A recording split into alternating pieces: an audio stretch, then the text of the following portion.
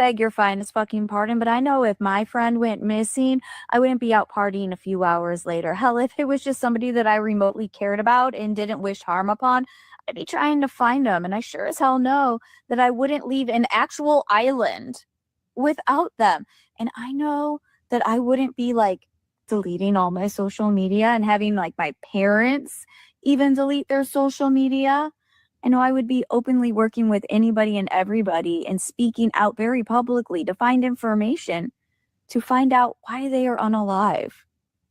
But no, that's not what happened to Nolan Xavier Wells, because those individuals were not his friends. They were not even his acquaintances. They clearly did not care about him at all or his well-being. Because if they did, this is not the storyline that we would be hearing. This is not the timeline of actions that we would be seeing.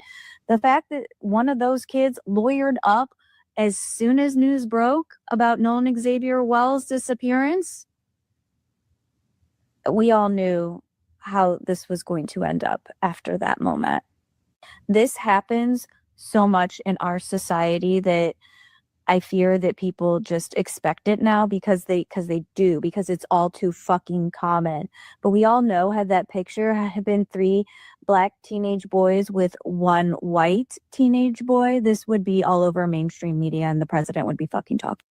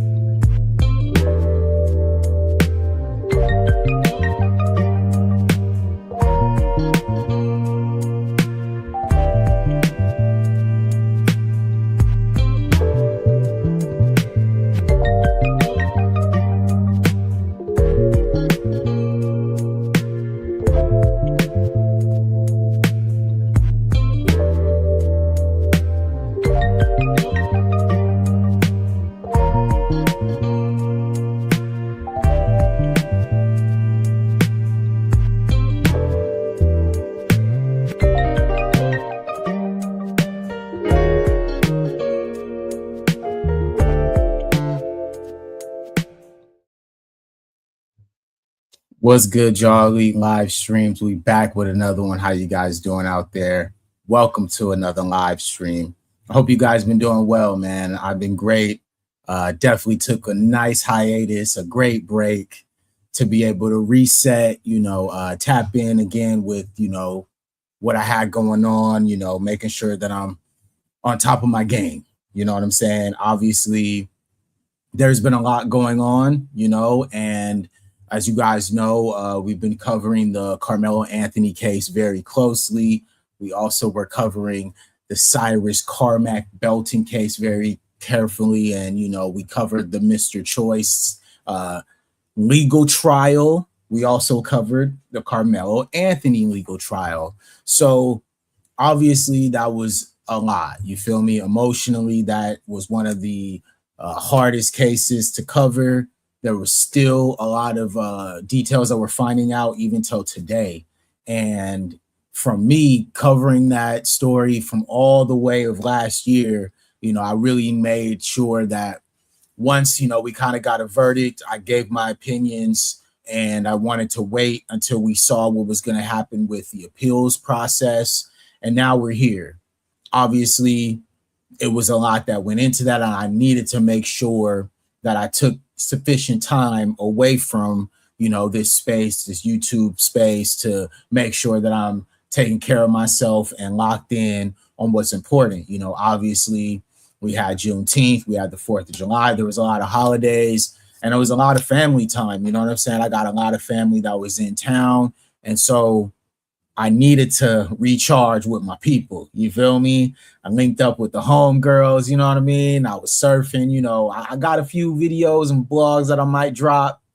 So we'll be tapped in. I'll let you guys know, you know what I'm saying? But it was just a great time to be able to reconnect with my people and what's most important. And obviously, you know, I love YouTube. Like I always tell you guys, this is fun for me. I enjoy it. But at the same time, I'm also prioritizing my real life as well because I'm really out here. Y'all know that I'm a real person. So I got to make sure that I'm always tapped in with the real world. Y'all feel me? So let's continue, right? So today, what are we talking about? Okay. So everybody's talking about the brother Nolan Wells.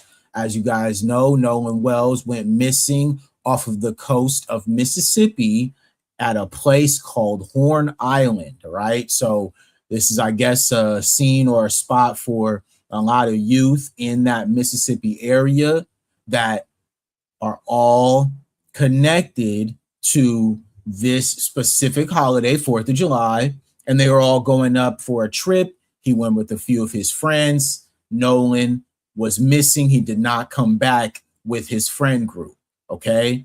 There were a lot of speculation. Obviously, his parents were extremely worried. They went out and made their own, bulletins and announcements to say, hey, our son is missing. We don't know where he is. We are not getting details from his friends or his friends' parents. So let us go ahead and reach out directly to the public. They go out, they reach out to the public. We start to see more of a grassroots following, right? A lot of the grassroots have been following this story, and they are the ones who brought it to the mainstream. Let's keep it a buck, right? A very sad story, a very unfortunate story, for a brother who, right now, there's a lot going on. You know what I'm saying? We're starting to see more and more of these stories where, we are seeing these young, athletic, well-to-do young Black brothers who are getting caught up in a lot of these situations. And it's starting to get eerie, man. It's getting real weird. You know what I'm saying? Obviously, when you had Nolan, who was a star athlete, he was a football player and also a basketball player. He was extremely athletic and proficient. He was training for, some upcoming season where he was, projected to do some really big things, you know what I mean? And it's very unfortunate because it seems like, what's been happening lately, we're going to talk about it in this stream. You know what I'm saying? Because it's been a lot of,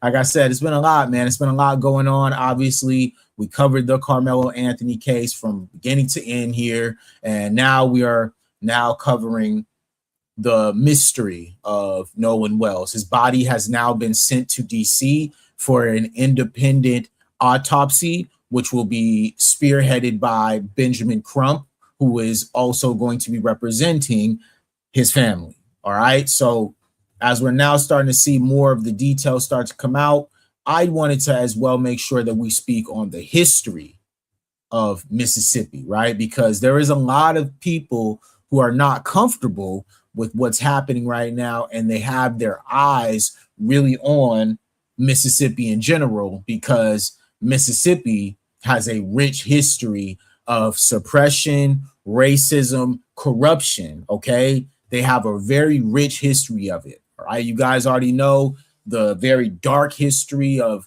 racism and segregation that started in Mississippi, and we're going to talk about it today, all right? Because I think it's important to make sure that we bring the history forward as well. What's good, man? Tori, how you doing, man? Yeah, been a minute. Yeah, I kind of talked about it in the beginning, but, after the Carmelo case and after the Cyrus Carmack Belton case, there was a lot going on. I needed some time to recharge, reconnect with the fam. Obviously, there's been a lot of holidays. It's the summertime. So I took that time to lock in with the family while, a lot of other things were going on, but we back on these YouTube streets to continue to talk about the real. I appreciate you, Tori, and Forrest pulling up, man. So now that we talked about kind of the setup, right? What was the setup, man? What was the setup? We're talking about Mississippi, okay? So let's talk about it. Mississippi has the highest number of documented racial terror lynchings in the United States. Between 1865 and 1950, this is only documented, all right? So let's keep this as accurate as we can be, because these are only the documented lynchings of Mississippi. They said that there were over 650 lynchings of Black Americans that were recorded in the state of Mississippi. The systemic mob violence was used to enforce white supremacy and suppress civil rights. All right. So when we're talking about Mississippi, we have to make sure that we're talking about the history of Mississippi, because it's very important. And I see, obviously people are trying to say that this case isn't about race. Okay, let's say that it isn't, right? Does not the setting and the stage of where a crime is located play a part in the atmosphere of what can happen in a situation where someone gets unalived, right? We always talk about this when it comes to when we're talking about true crime, right? And true crime stories, right? And the forensic evidence and all this good stuff. Salute, Ezra. Appreciate you pulling up. When we're talking about, okay, true crime, right? And when we're trying to talk about what happens in a true crime story, the setting always has to matter. And the setting is in Mississippi, which is significant because Mississippi has a rich history of racism and the lynching of Black Americans, right? This was a Black American son who passed away with his, hold on, let me bring these guys up. Let me bring these guys up before we make sure that we get it right. With his buddies, right? These were his buddies, okay? He was last seen with these guys, all right, in Mississippi, all right? It's significant. Whether they want to say it's not about race, this is not significant, it is totally significant, because if he is the only Black person at this island, right? And it is documented that you guys left this man, took his cell phone and his keys, hid them, didn't even speak out and reach out to the parents when you knew that your brother, okay, your brother, all right, your brother Nolan is lost. You guys can't find him, but then you guys are going, nah, bro, something ain't right, right? So now we're starting to get into the white protection part of this, right? Where they're saying, hey guys, make sure that you blur their faces. They're minors and they have alcohol in their hands and they were underage drinking. Well, guess what? We saw for almost 2 years straight them putting those pictures of Carmelo Anthony up there with his mugshot. We had to watch for 2 years Carmelo being put out there like he was a grown adult when he was actually a minor. So now we're supposed to move with kid gloves and be so kind, right? Because now it's them once again. Yes, sir. They on code like a new, man, stop it, bro. I'm just saying, bro. I'm just saying, man, like y'all help me understand, because when we're talking about this, right, when they're trying to make it seem like, oh, guys, yeah, we got to make sure that we're being careful because these are minors and we don't really know the details yet. Okay, bet. Like I said, let's go with that story. If that's true, then why didn't they reach out to the parents and let them know that Nolan was missing? That we don't know where Nolan is, but we have his phone and we have his keys. These are, you consider friends? Bet. All right, cool. And that's why I played that video at the very beginning. We're going to bring her up because y'all don't listen to when Black Americans tell y'all what's going on. Y'all listen to the white tea people. So I'm going to let a white tea woman explain how ridiculous this sounds. All right? No, if my friend went missing, I wouldn't be out partying a few hours later. Hell, if it was just somebody that I remotely cared about and didn't wish harm upon, I'd be trying to find them. And I sure as hell know that I wouldn't leave an actual island without them. And I know that I wouldn't be like deleting all my social media and having like my parents even delete their social media. I know I would be openly working with anybody and everybody and speaking out very publicly to find information, to find out why they are unalive. But no, that's not what happened to Nolan Xavier Wells, because those individuals were not his friends. They were not even his acquaintances. They clearly did not care about him at all or his well-being. Because if they did, this is not the storyline that we would be hearing. This is not the timeline of actions that we would be seeing. The fact that one of those kids lawyered up as soon as news broke about Nolan Xavier Wells' disappearance, we all knew how this was going to end up after that moment. This happens so much in our society that I fear that people just expect it now because they do, because it's all too fucking common. But we all know, had that picture had been 3 black teenage boys with 1 white teenage boy, this would be all over mainstream media and the president would be fucking talking. Okay, we know that. We already know that the double standard would have been so loud that it would have been unbearable. Because like I just mentioned, we watched what they did to Carmelo. We watched them be a complete corruption and a collusion against that young brother who was a minor. All right. So we already know what they're going to do when it comes to their folks and their persuasion. Right. And like she mentioned, these were not his friends. Okay, these were people that he thought was his friends who were a part of a system that is set for them to be protected. Why would you lawyer up all of a sudden and this is supposed to be your boy, right? This is supposed to be your homie and you lawyered up. That's interesting. That's an interesting spot to take. That's an interesting position to take when you're supposed to actually be helping the authorities. If this is who you say it is, your friend. Right? You would want to help them. You would want to give them all the information possible so that they could find your friend. Meanwhile, he's washing up into a lake. And now, obviously, we're at where we're at now, where we have to now get an independent autopsy because we don't know what happened to this young man. So once the autopsy comes back, then we'll have a much better picture, right? But we also still have to make sure that we understand the system is always at play, right? The system is always at play. So we never really know if all the information that we're getting is ever accurate, specifically because a lot of what they can do is beyond some people's comprehension, right? The corruption level can go all the way to the top, especially on a story like this, where now it is getting mainstream attention. Now it is on the forefront. Now it's on Good Morning America. Okay. It has become a nationwide conversation, right? Because like I just showed you guys, it ain't just us talking about it. Now it's the YT folks. They're talking about it. The mainstream, they're talking about it, right? Because a lot of the details are just not adding up. And as logical as you want to try to be, if you want to think as logically as you can, right? We're going to think like y'all and try our best to take race out of it. That still cannot be negated because of the history of where this happened in Mississippi. Okay.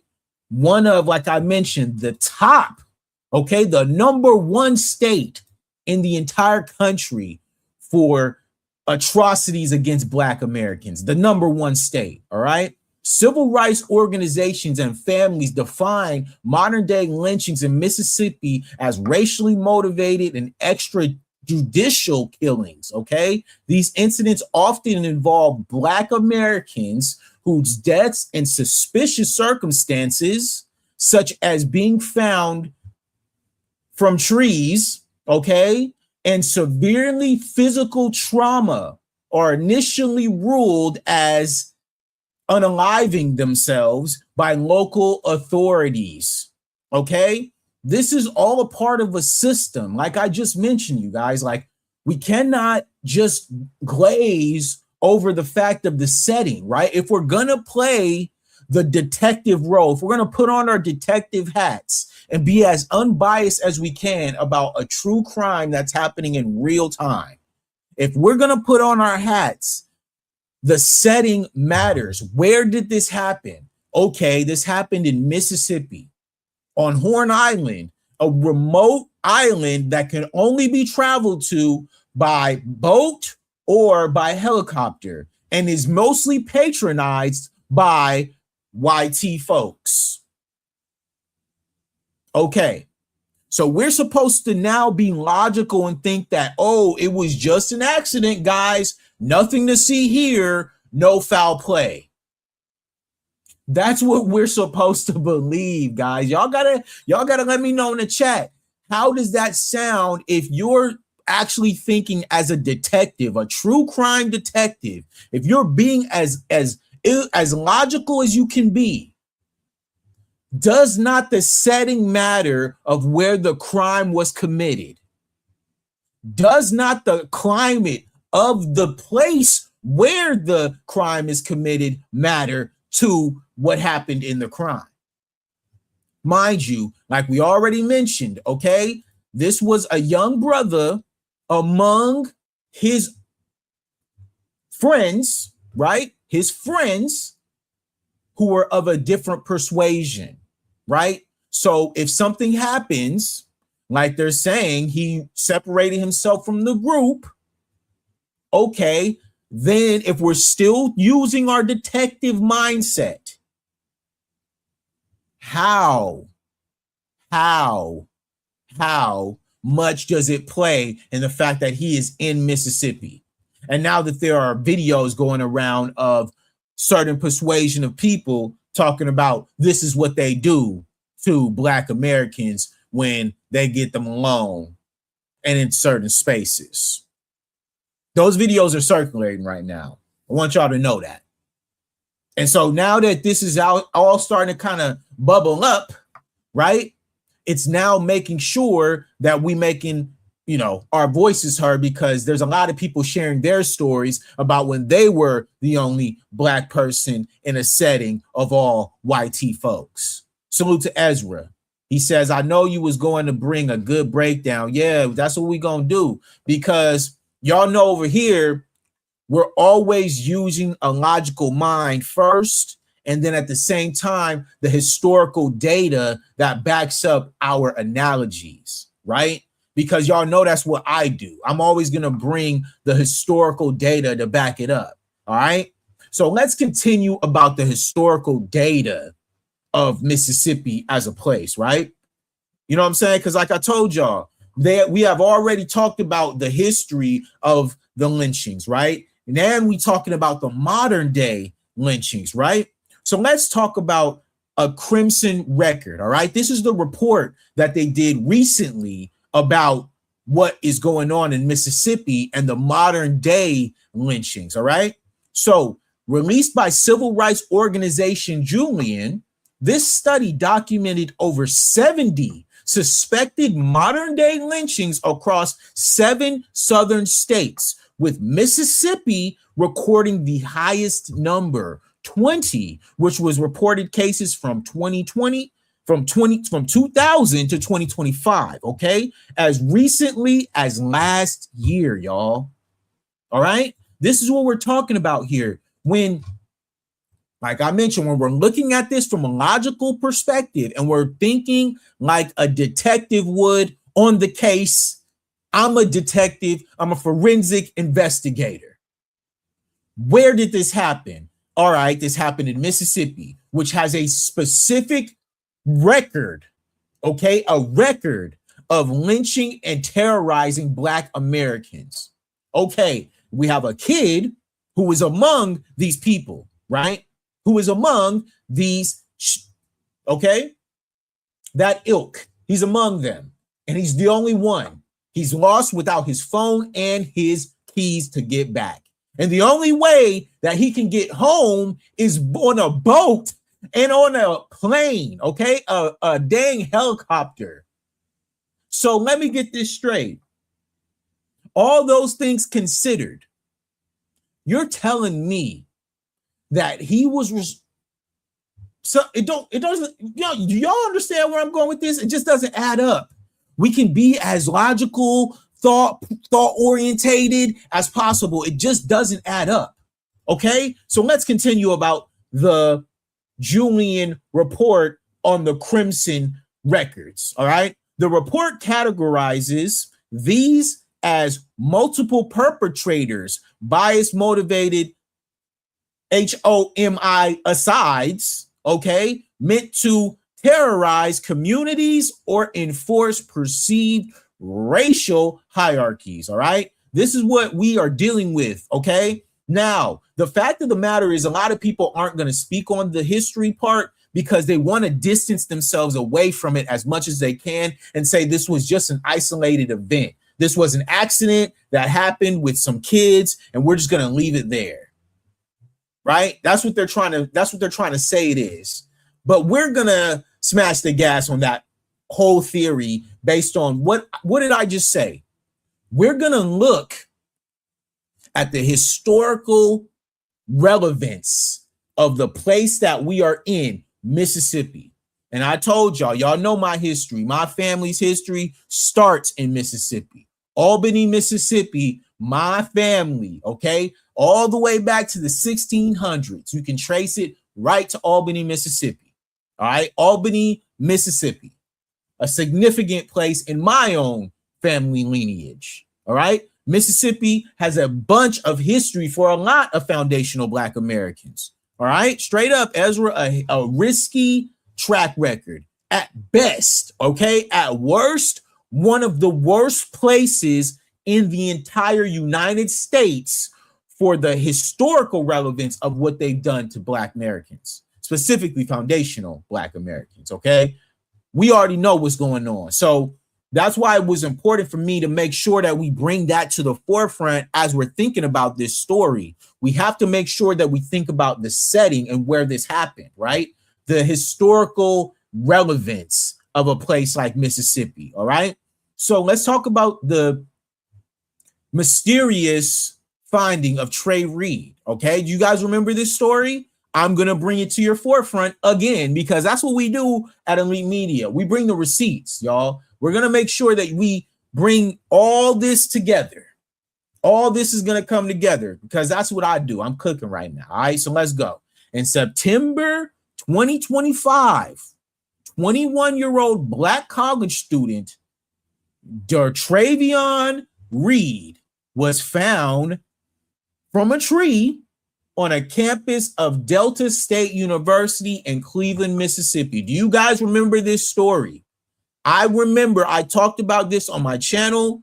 I remember talking about it when we were also referencing the fact that in the Project 2025, they were talking about the nationalistic mindset of a specific ideology from the KKK members and the far right, right? We were talking about that. And we're talking about the fact that there would be more of these mysterious, right? Mysterious SUI-asides, okay? SUI-asides. There would be mysterious SUI-asides that we would start to see more of nationwide. But specifically, obviously, this happened in Mississippi, which, like I mentioned, bears significance based on the fact that Nolan, this is happening in Mississippi, okay? We're going to bring it all home because this continues to happen, right? While local coroner's office ruled it an SUI-aside, his family and civil rights leaders and politicians expressed deep skepticism and mobilized for transparency, y'all, okay? So look, the history is there, right? The history is there. The data backs up what we're trying to talk about when it comes to why we have questions about what happened to the brother Nolan Wells, why his family feels some type of way that they had to actually track the son's phone to be able to get access to it. And then when they do get access to it, it is completely wiped of all of the text messages, all of the videos, all of his Snapchat, okay? This is unusual, like they mentioned, for a young Gen Z, Gen Alpha to not have all of these things on their phone. Y'all tell me a young Black youth who doesn't have a phone in their hand all the time, okay? I got nephews who are exactly around the same age as brother Nolan Wells. And they always got their phone. All right. They don't leave nowhere without it. So obviously with the inconsistencies, right? Those inconsistencies have raised questions nationwide. Everybody's asking, well, what happened?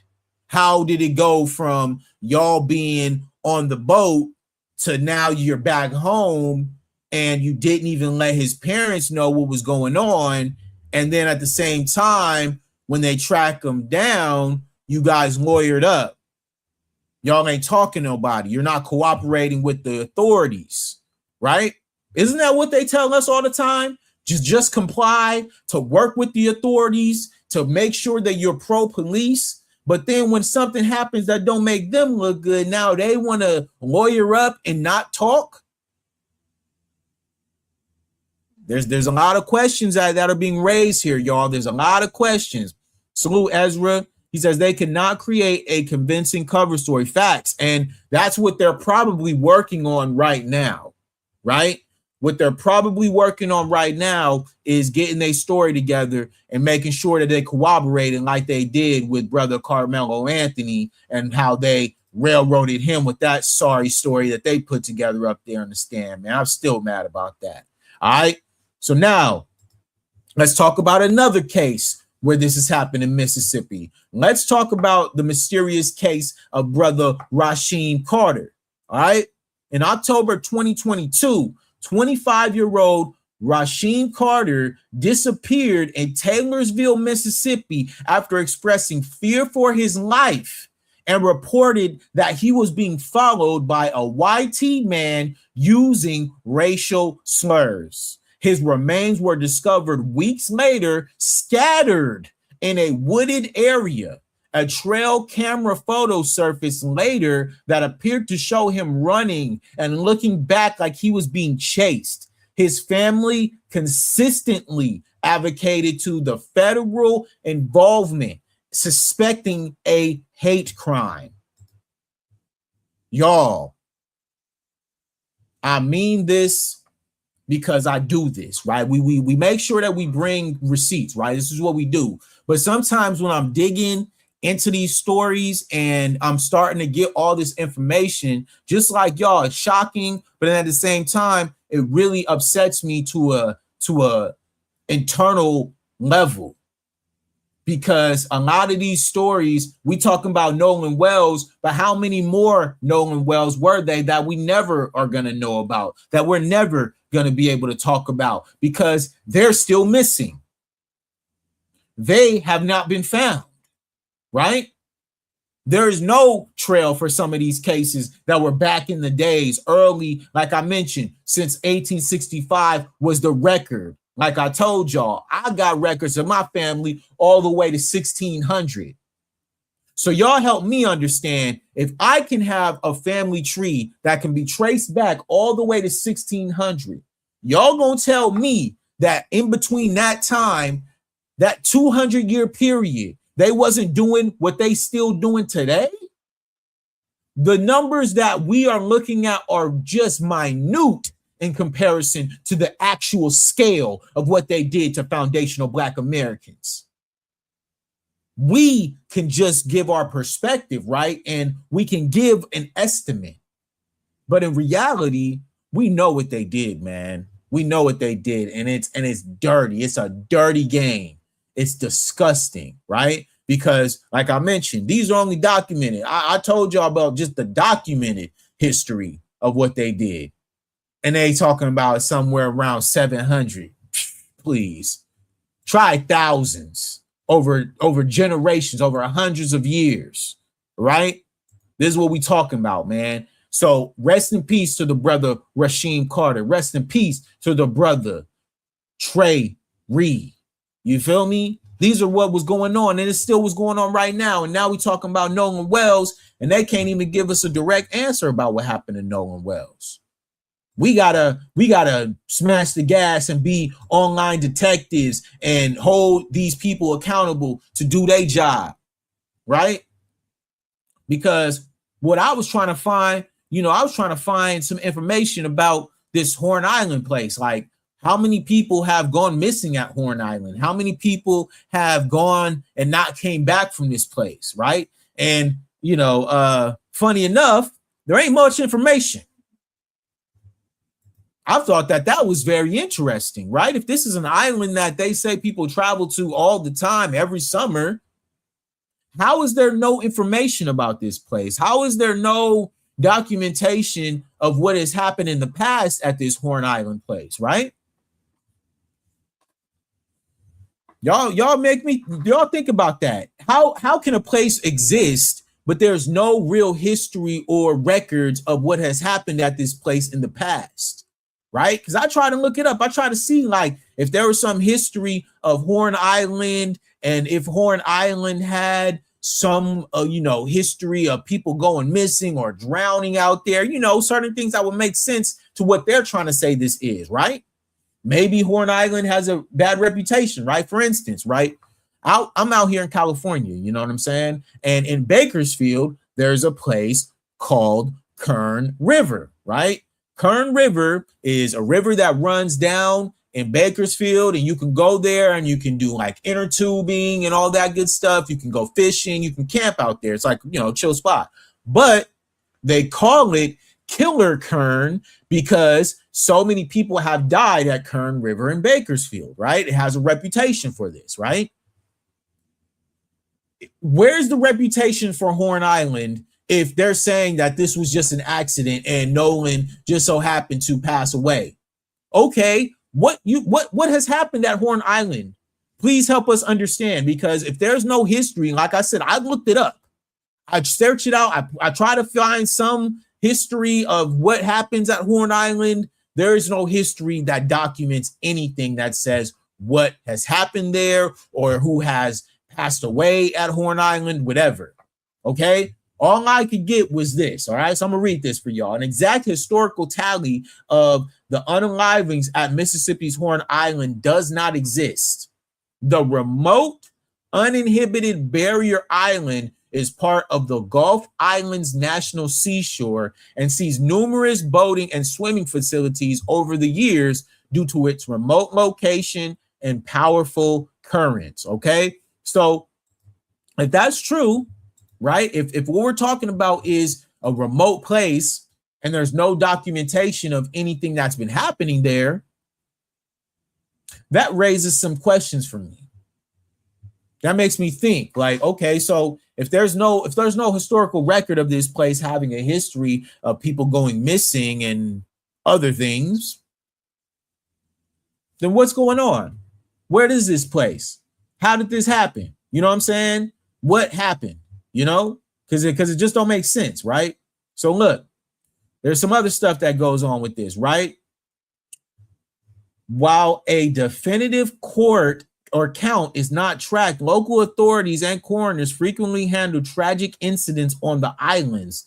Notable and recent fatalities include, right, August 2025, 29-year-old Jordan King drowned after jumping off an anchored boat into shallow water off of the island. Okay, so look, there was no documentation of anyone saying that Nolan jumped off of the boat or that he was swimming anywhere. We haven't heard any of those stories. We haven't heard anything of him getting into an altercation, because what they're now saying is the altercation was not him. So if he was not a part of that altercation and he gets left, his friends take his phone and his keys, something's not adding up, man. Something is not adding up, right? But I did come across this very interesting piece of information. I don't know, whatever, but let's see. Okay.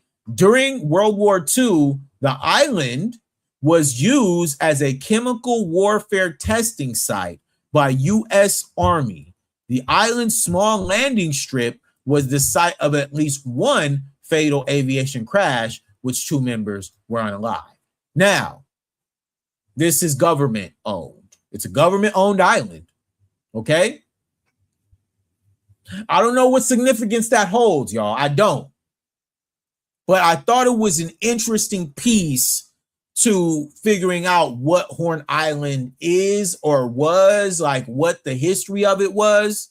And I find that to be a very interesting piece of information to just add into the blog sphere of what, you know, what happened to our brother Nolan Wells, right? Is the fact that this island is a government entity. The US Army used this as, in the past, a chemical warfare testing site. Okay. Now, I don't know as far as like what the regulation is over there, what the, you know, Cajun Navy does to keep an eye on what goes on at Horn Island, or what they have, you know, to say about Horn Island. But I think it is important to note that this place does have a U.S. Army history, and that it was at one point occupied by the U.S. government. Now, y'all take that with what you will. But all I know is, if that is a piece of this part, there has to be an understanding that this is a place that is inhibited by some level of oversight. Now, I don't know how much, right? We all don't know how much, but I think it's important to think about the fact that these boys went out there with their friends on 4th of July, okay? Nolan going out there thinking he's among friends, thinking he's going to have his last hurrah before he starts training camp next week, or this week pretty much. And then for him to go missing and not be heard back from. And then at the same time, now we're here, you know. Sad business, y'all. This is terrible business, and I'm very sad about this. And I, you know, it's not a lot of y'all in here. I've been kind of, you know, like I told y'all, you know, living life, doing what I got to do after the, you know, the Carmelo verdict and stuff. You know, I was feeling some type of way and made sure that I took care of that. So I'm gonna drop the link if any of y'all want to come in and give me your opinion on what you think is going on in this Nolan Wells case. All right, I just put it in the chat. You know what I'm saying? Y'all can do what you do, but the link is there. Now, I think it is important to try our best to be respectful, right? Because I also see a lot of people giving, you know, the family a lot of grief right now. They are being, you know, a lot of people are just, you know, giving their opinions, you know, what Nolan should have did, and who he should have been hanging around, and what, you know, all this other stuff, you know, that's not very important in the grand scheme of it, because these parents lost their child. You know, they didn't want to lose their child thinking that he was out there having fun with his friends and he wasn't going to come back that day. You know what I mean? It's very sad. But at the same time, you know, it is an important conversation for us to have when it comes to, as a person who has a family or who is working towards having a family, where do you set your family, right? Especially if you are a person who is a well-to-do, productive, you know, human being in society, meaning most Black Americans, we are career orientated. We come from a very conservative background. A lot of us have very, you know, real connections to our families. And so living in a place that is conducive to the safety of our family is very important. And that's why, you know, a lot of people do choose to move away from the predominantly Black community to predominantly white communities, right? You see that a lot, where, you know, a lot of people who, you know, go to school, they get great jobs, they're doing great now, they want to start their family, and they'll move to a place in Mississippi thinking it's going to be safe, right? A good spot for their son to be able to go to, a good school, and have the opportunities that are afforded to him. But in reality, a lot of times that can be detrimental based on other people's objectives and biases, right? And so as a community, now the conversation comes back again, right? Where we were talking about segregation and separating ourselves to make sure that we are focused on our own communities, and we are putting back in so much of what we've lost, right? And so now the conversation is shifting into, should there be a time in any Black child's life where they are the only Black person in a group of friends who are white. And I don't know what to say to people, right? But what I can say is that history tells us that that is a very, very dangerous game. And if things go left, most times the Black American child is the one left hanging. So with that information, you decide what you choose to do and who you choose your kids to associate themselves with. And as well as parents, do you do your vetting, right? Do you talk to the family? Do you talk to the parents to get a good gauge of the character of their children and who they would be? Are you paying attention to not only the kids that your children are hanging out with, but the outside circles, right? The people that they're associated with. Are you paying attention to everything, right? Giving them the social awareness to make sure that they're keeping their head on a swivel, right? That they're paying attention to their surroundings, right? All these conversations are now starting to come back because obviously when we were in a different climate in this country, it was to the detriment, right? You had to make sure that you let a Black child know, hey, man, you can't go over there because them white folks over there, and if you go over there, they're going to do something to you. You can't be out here at this time of day because if you do, the police going to roll up on you and you might be, asked out. Anything can happen, right? Those type of conversations now have to start being had again because this is happening more and more and more, right? We already saw the fact that Carmelo got railroaded because he was in a predominantly white community and he defended himself against openly racist bullies. And now he's in prison. Okay? These conversations now need to start happening, man. How are we going to talk to the youth? How are we going to express, how are they supposed to move in these circles and in these spaces, right? Because for lack of better words, a lot of these opportunities that these athletes want to have at the D1 level, coming from a former athlete myself, those predominantly white institutions, those are going to be the ones who they want to aspire to be a part of because the opportunities that are afforded to them, the boosters, the money, the exposure, right? But we always talk about the fact that if all of our athletes just chose to specifically choose HBCUs over predominantly white institutions, it would change the NCAA as a whole. The entire college system would fall apart because every single program would be forced. They would be forced to play against HBCUs because the best talent would be there. And the eyes follow the talent. It's not the other way around, okay? Because we're going to see, right, more and more as these things start to happen, how it's going to as well start to water down, if you will, their situation. We already saw the impact of what's happening right now with the Asian businesses and how those are being completely blacked out. They effed around and found out that if we choose to separate ourselves and to take our money and focus it back into our community, that we can do it. So now the conversation has to be, what are we going to do as Black Americans with us socializing our children together with these people, allowing them to be in settings with these people?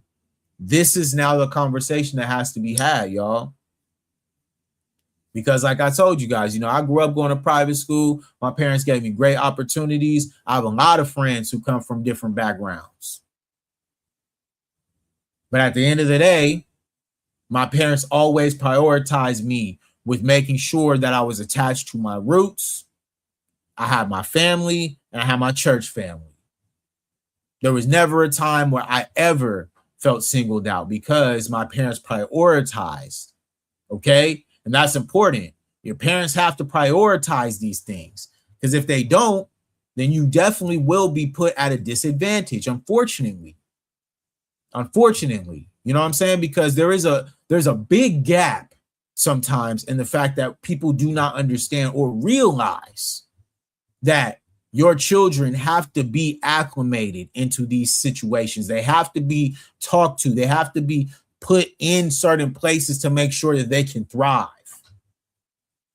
And obviously, yes, you want your children to get the best educations. You want your children to be safe. You want them to have the best opportunities possible, 100%.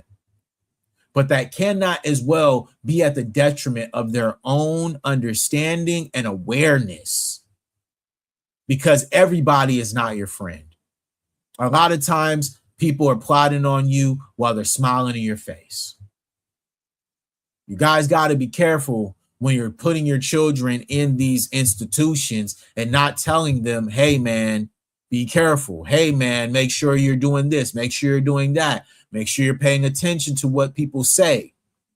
Don't just be the only person at a lot of these settings. And if you are, don't go. That's just how it got to be at this point, because it's too risky. It's too risky. It's too risky for y'all to put your children at risk against the unknown.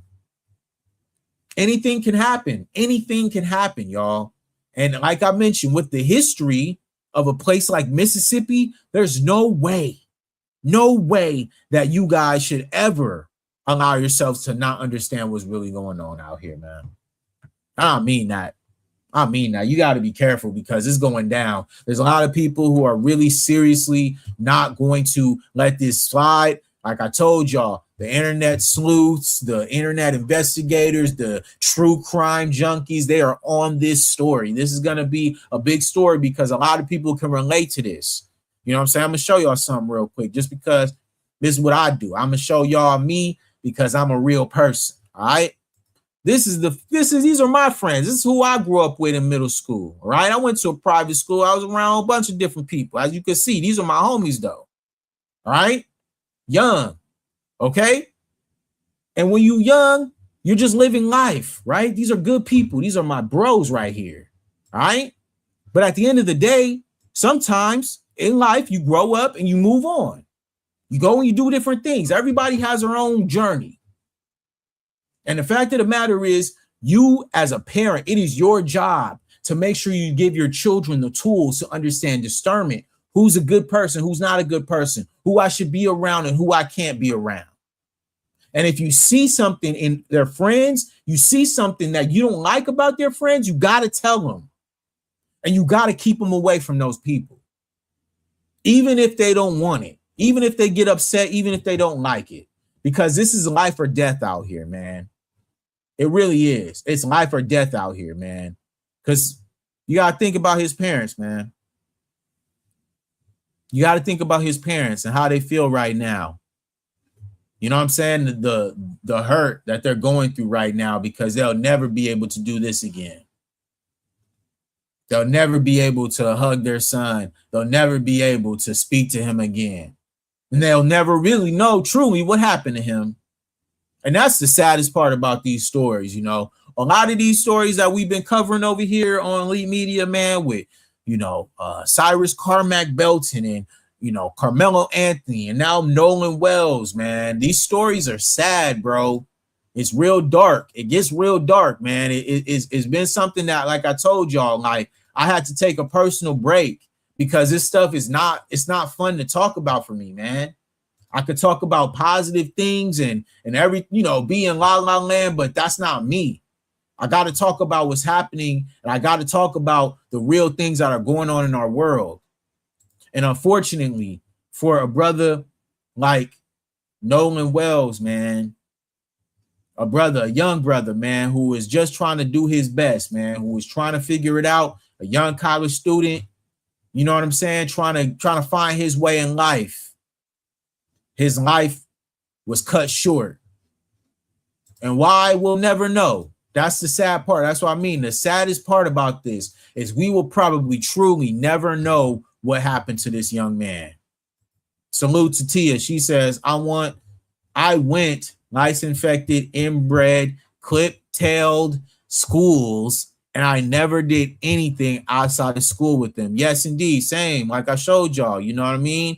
I grew up going to private schools. Most times I was the only black person in the classroom or on the team, or you know what I'm saying? Just a lot of different scenarios, you know? And given all these stories that, like I said, we've been covering over these last couple weeks, talking about Carmelo Anthony, talking about Cyrus Carmack Belton, talking about now Nolan Wells. You know what I'm saying? Talking about stupid Jeff Metcalf and the racist, you know, just a lot of this stuff we've been talking about lately, man. It's been heavy, man. It's been real heavy. It's been hard to come on here and talk to y'all and try to keep it real and unbiased, because we're trying to just talk about the real truth and history of this country and what they've done to our people for generations.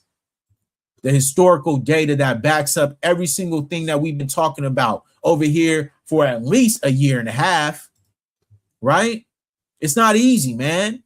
It ain't easy going on here having to deal with these racists underneath my comments talking crazy when we're just trying to speak truth to power and raise awareness for injustices that are happening right now in the country. They call us race baiters because we trying to keep it real, because we're not refusing to just be quiet. Nah, man, we got to talk about this. We got to make sure that we raise an awareness until we know exactly what happened to brother Cyrus and brother Carmelo and brother Nolan Wells. We gotta figure it out, man, because a lot of BS be going on, man. Salute to Unspoken, man. Hold on, let me pull you up real quick. See if we could get this going. All right, there we go. All right, you can unmute yourself. Brandon, what up? It's good to see you. How are you? Good, man. Good. So I saw your video. Y'all go make sure you check out Unspoken's new video. She just dropped the video today. Y'all go check it out. She's talking about the brother Nolan Wells and the dangers, okay? The dangers of being around these people. And like I said, we got to start having those conversations now because it's real. It don't get no realer than this. And like I mentioned earlier, we was just talking about the history of Mississippi and these mysterious cases. So you go ahead and cook on that, Unspoken. Give your synopsis. You can speak on the video, do your thing, but I'm gonna go on mute. Brandon, I understand, because we've talked offline. So I understand your perspective and, why you're coming from your perspective. But you know me, I have a totally different perspective. I'm like radical Betty Shabazz over here. You know what I'm saying? I'm like riding a different wave because I feel like there are multiple things going on. Number one, we have people on the right, the Republicans, the conservatives, the alt-rights, the MAGAs, the Patriot Front, like all these people are trying to exhaust our energy. This is my personal opinion. They're trying to exhaust our energy and have us chasing many different things at the same time. And in my personal opinion, what we're going to be coming up against as Black people going forward in America, we cannot be exhausting our energy with every single Black death without proper context as to why are we going so hard for certain things. And so in my personal opinion, what I see from the Nolan Wells situation is that his parents, his dad does not seem that intelligent. This is just my personal opinion. I've seen the interviews and he was saying Nolan was colorblind. He allowed Nolan to be colorblind, knowing he's Black in Mississippi, right? And again, his mother, I get it. She's like a little mixed or whatever, but like his father is a whole Black man. He allowed him to be colorblind in Mississippi of all places, which is, again, we're from California. Like, our life is different. So when you showed the picture with your friends, they were all Hispanic, which can happen in California. But guys, check this. There's never been a history of any Black people being unalived on a regular with a group of Hispanics. There's never been any history of Black people being unalived with a group of Asians. So this is not the same thing. And being in California, it's very multicultural. It's very diverse. And so our existence does have other people frequently. It's very different for us versus Black people in Mississippi. It's very segregated. And most of Mississippi is very segregated. And most Black people don't have white friends. Even the rich Black people that live in rich Black communities in Mississippi, which are segregated, they have rich Black segregated communities in Mississippi. So again, he, in my personal opinion, his family was allowing him to live a cosplay white life. Okay. His whole existence from his Instagram was full of white people. And what happens when you enter into these spaces with all white people? Number one, they know you're not pro-Black. Because if you are pro-Black, if you are a Black resistance fighter, then guess what? White people really usually don't want to be your friend unless they're just real deal Holyfield, like rooted white people. They don't want to be friends with the Umar Johnsons. They don't want to be friends with, Malcolm X. Like, so I already know he wasn't pro-Black. Respectfully, this is just the truth, guys. We all know. Let's just be honest. Number one. Number two, white girlfriend. Like, we can see where his life was going to go. Again, this is not you in California. That's why I wanted to make this point and call in, because I feel like this perspective is necessary, because I understand completely your perspective, Brandon, because again, we're from California. Yeah. You having the Hispanic friends and everything is different. But like in Mississippi, when you're in these spaces with all white people, especially there, they know you're basically one of those Blacks that will do anything. Like you're down for the get down because you love to be around us so bad. And again, I think Black people, we need to start thinking about how white people see us, not how we're seeing it. How are they viewing you as a Black person, always wanting to be in all white spaces around all white faces? They're thinking you're not, you love us more than you love yourself, because don't you know you're not safe? Don't you know we can do whatever we want to you and like we'll get away with it? Because that is the history of America. And that's definitely the history of Mississippi. Black people ending up dead around white people. This is just the facts. So this is why I say, when you don't teach your kids to be racially minded, you're leading them to the slaughter. His parents, and I'm sorry, I disagree, Brandon. I got to disagree with you. Yeah. We do need to hold his parents to the fire, because Because even though I don't agree with everything about Carmelo's parents, one thing for sure, he loved himself. That's why he stood up for himself. So I can't knock them there, even if they're not the most intelligent or whatever. But I can't knock them at the fact that that's my opinion again. But I can't knock them based on how they're talking on interviews. But like, I can't knock them at the fact that he loved himself. That's why Carmelo stood up for himself. And he didn't run away. He stood up for himself. That's self-love. And he wasn't like, he didn't cow. So I can't, you know what I'm saying? I can't knock them that much. But Nolan's parents, I'm sorry. They're saying, they're on interviews. They're saying it's not about race. They're talking crazy because honestly, they know. And that's another thing about living with all white people, which I disagree. We should not live in all white people, in all white spaces. That's why I'm going to come out with this Black relocation guide. And the reason is because right now, if his parents lived in Atlanta,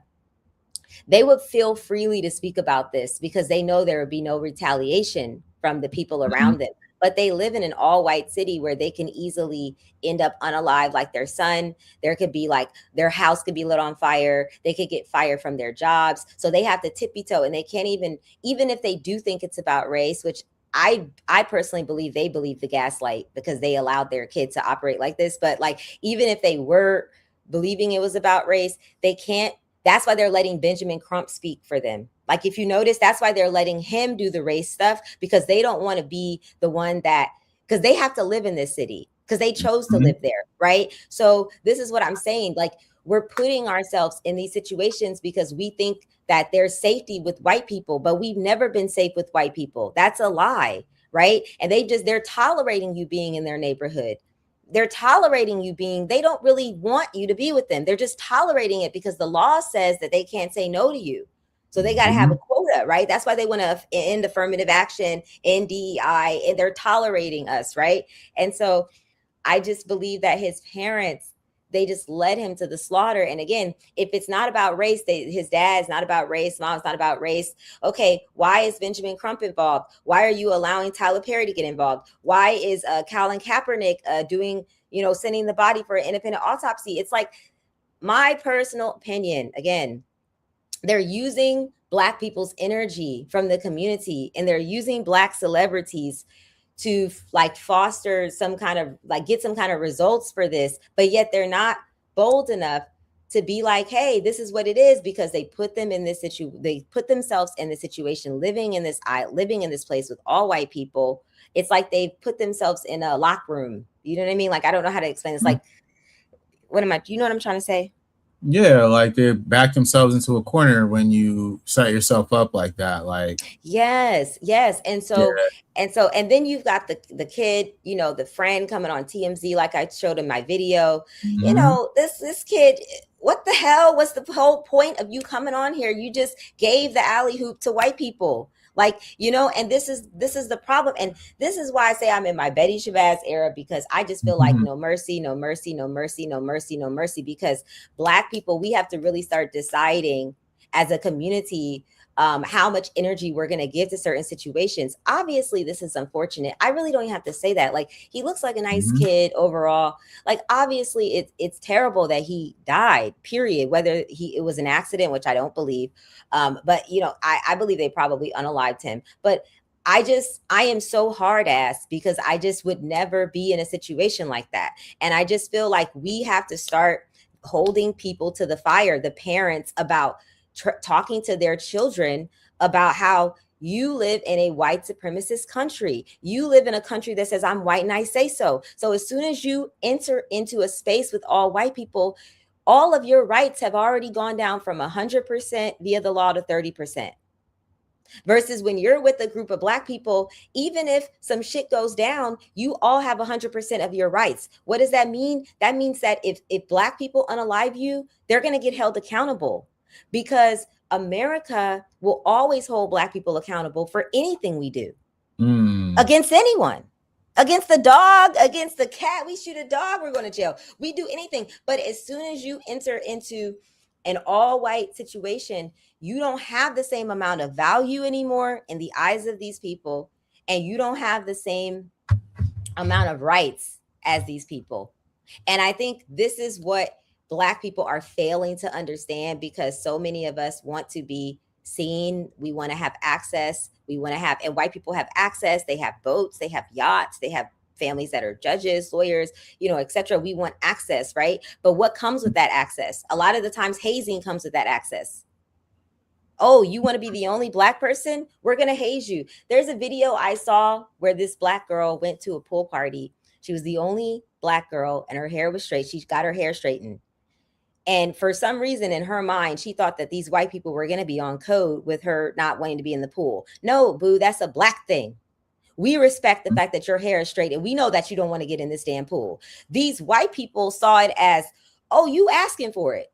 Again, we're not thinking how they think. We're thinking how we think. We're thinking, oh, we're going to go to this pool party. All these white people got money. They got access. I like to be close to white people because they got access. They got proximity. They got this, da, da, da, da. But guess what? You have to pay for that.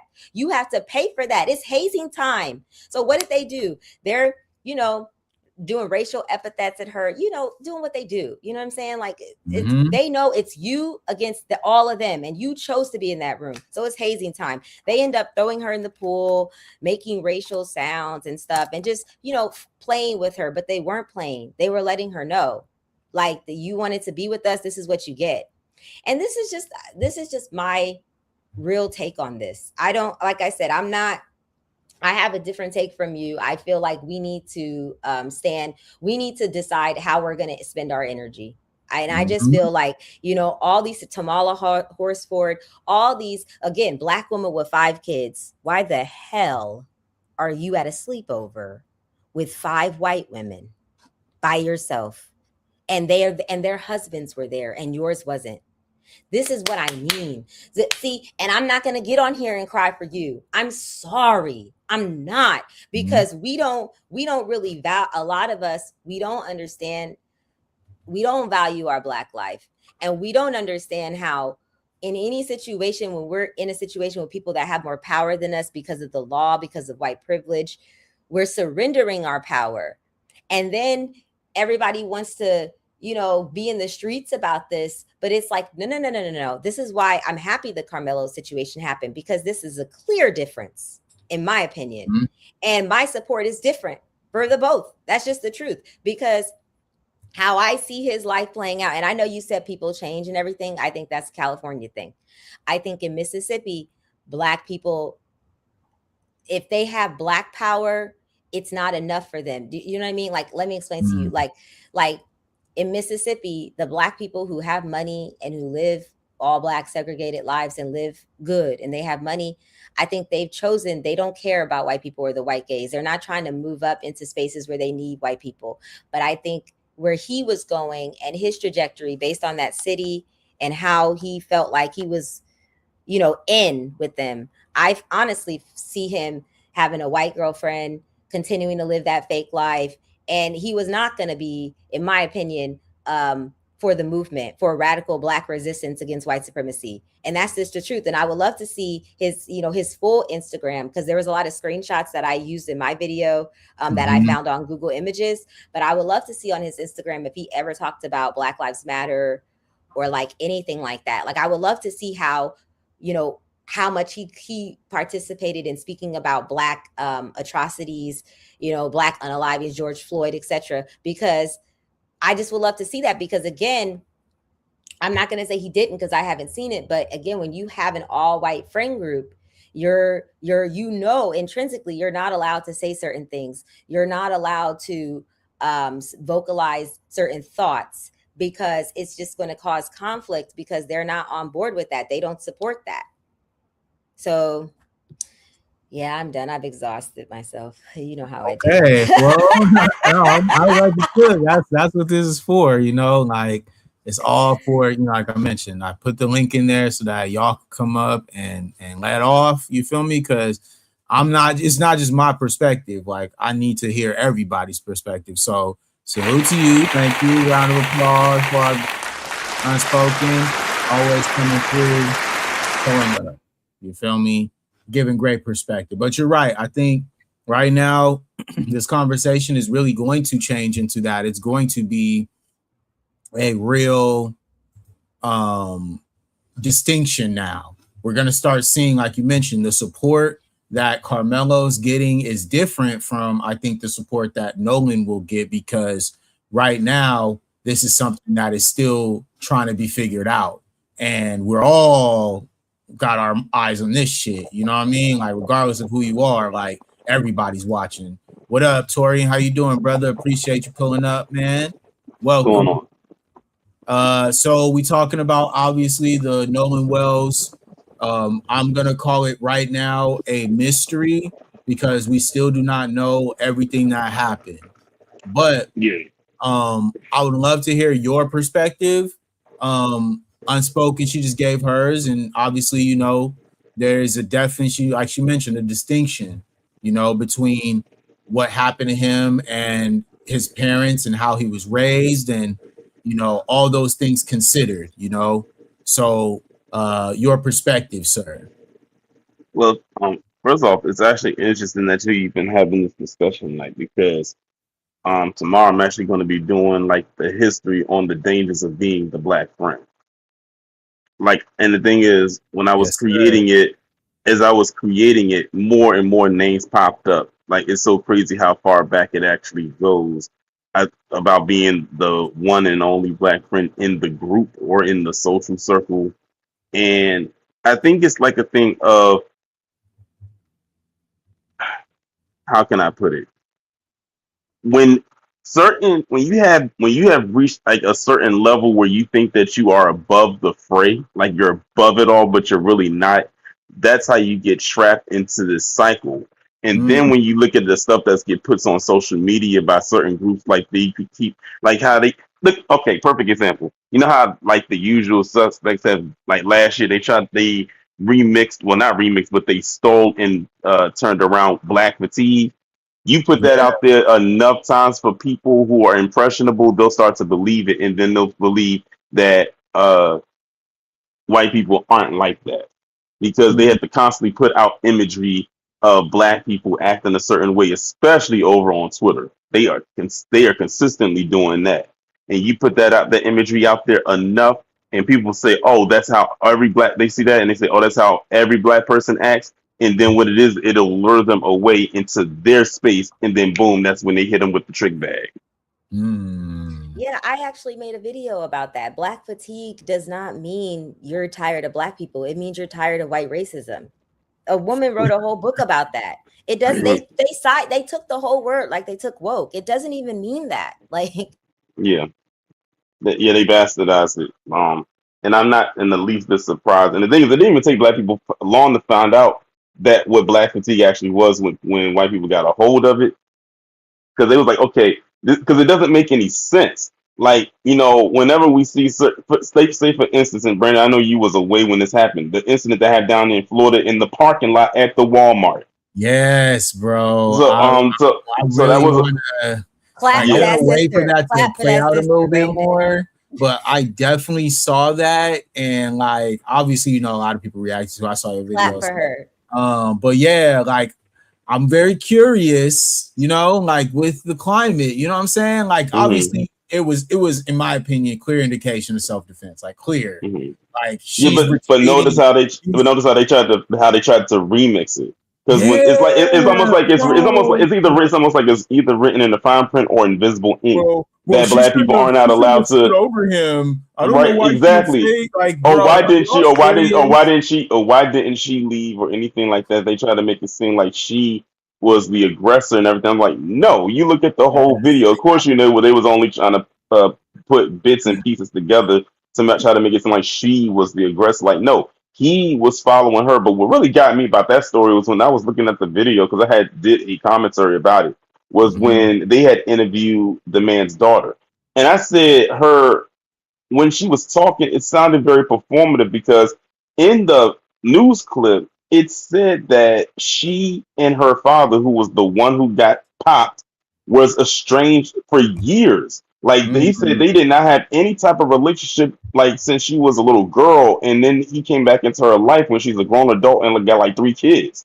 And she was like, they just reconnected. I was like, well, and how she was talking about him, it was like, you talking about this man like he was in your life all the time, and he just got back into your life. Let's be honest, you had a deadbeat dad. Something that they love to talk about Black men being with their kids. You know that. That's the first thing they gonna bring up, bro. The first thing they gonna talk about. Wait. Torian, is the broken family. Torian, didn't Jason Black say that dude in Florida wasn't even white? Was he like Hispanic or something? He was like something like that. That last name was not your typical white American last name. It wasn't. Like I had to look at it. I had to listen to them say it on the news clip before I said it myself in the video to make sure I didn't mispronounce it. Bart Deglulimo. Yeah, it's Italian. It sounds Italian. It sounds Italian. Yeah. Oh, okay. Well, he's a late white. He's a late white.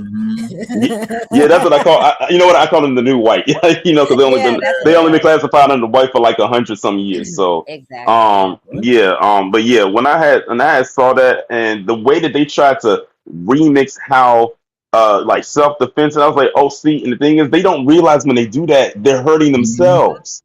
It's going to come back and bite you at the end of the day, because what we're going to do is we're going to remember this and use this as a case study. So when it happens to you, we were like, hold on. Remember what happened down in Florida with that Black woman? Y'all said this and this and this. And then watch, they're going to move the goalposts again. I'm talking about habitual goalpost movers. Yeah, and I love how Jason showed. Hold on, y'all. Let me read this comment. Rosie Salute, she says, we must befriend one another first and foremost. We are spiritually, we are brothers and sisters. Why can't we just have compassion and understanding for ourselves? We live in continual war zone. Okay, Rosie, I just have a quick question for you, ma'am. When you're talking about ourselves, what is your lineage, so that I can know like what you mean by that? Just because I could answer that question, but it definitely is predetermined on your background, because there's been, obviously, and this is something that, we've all kind of spoken on separately, but I will speak for myself in this scenario.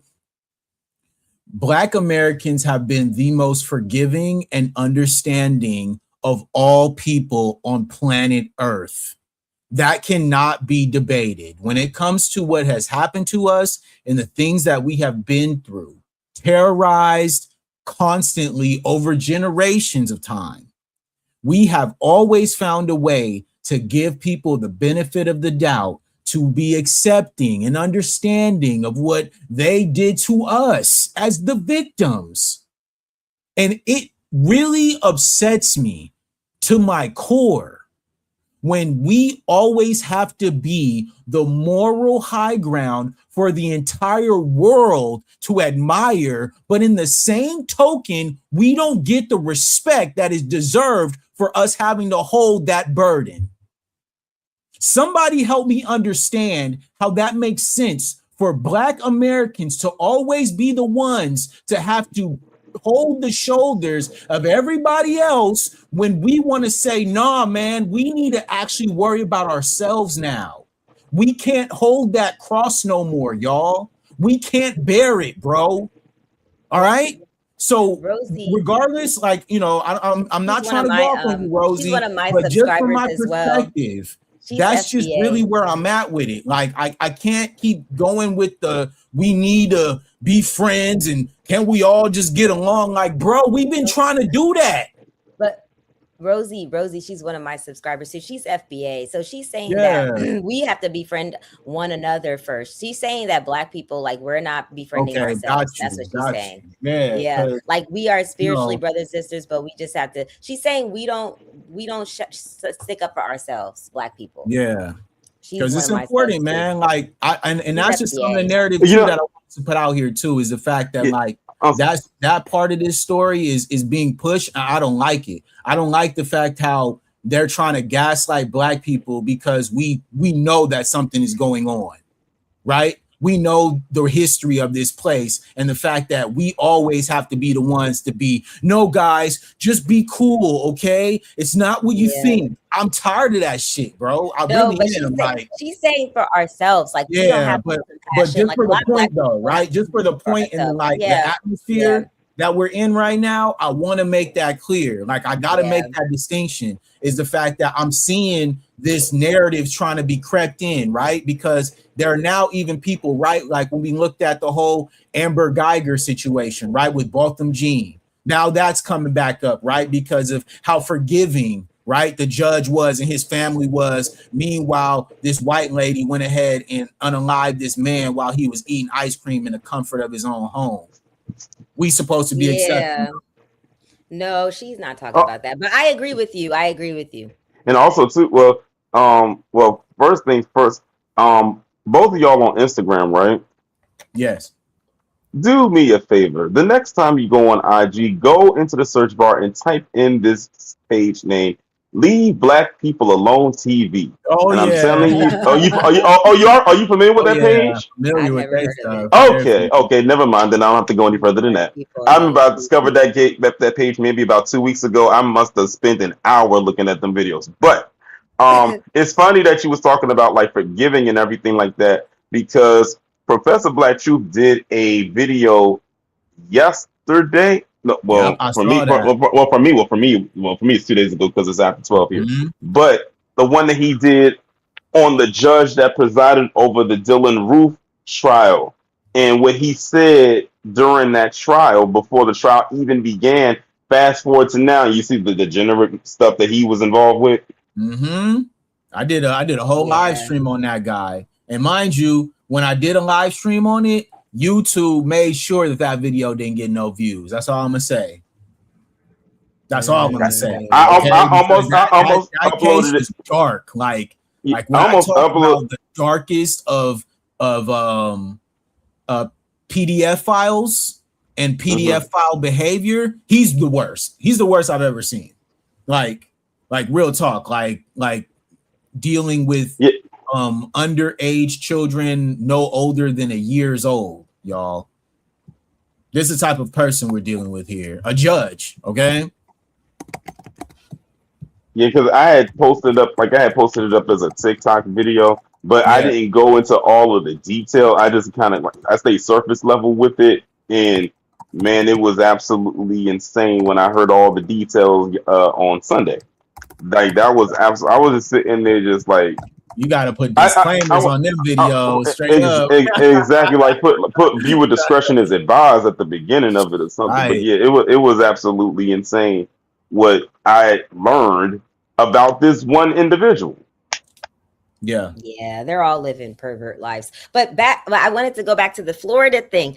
I love that Jason showed the whole video, Jason Black, when he was like, this dude was chasing her around the car for several minutes.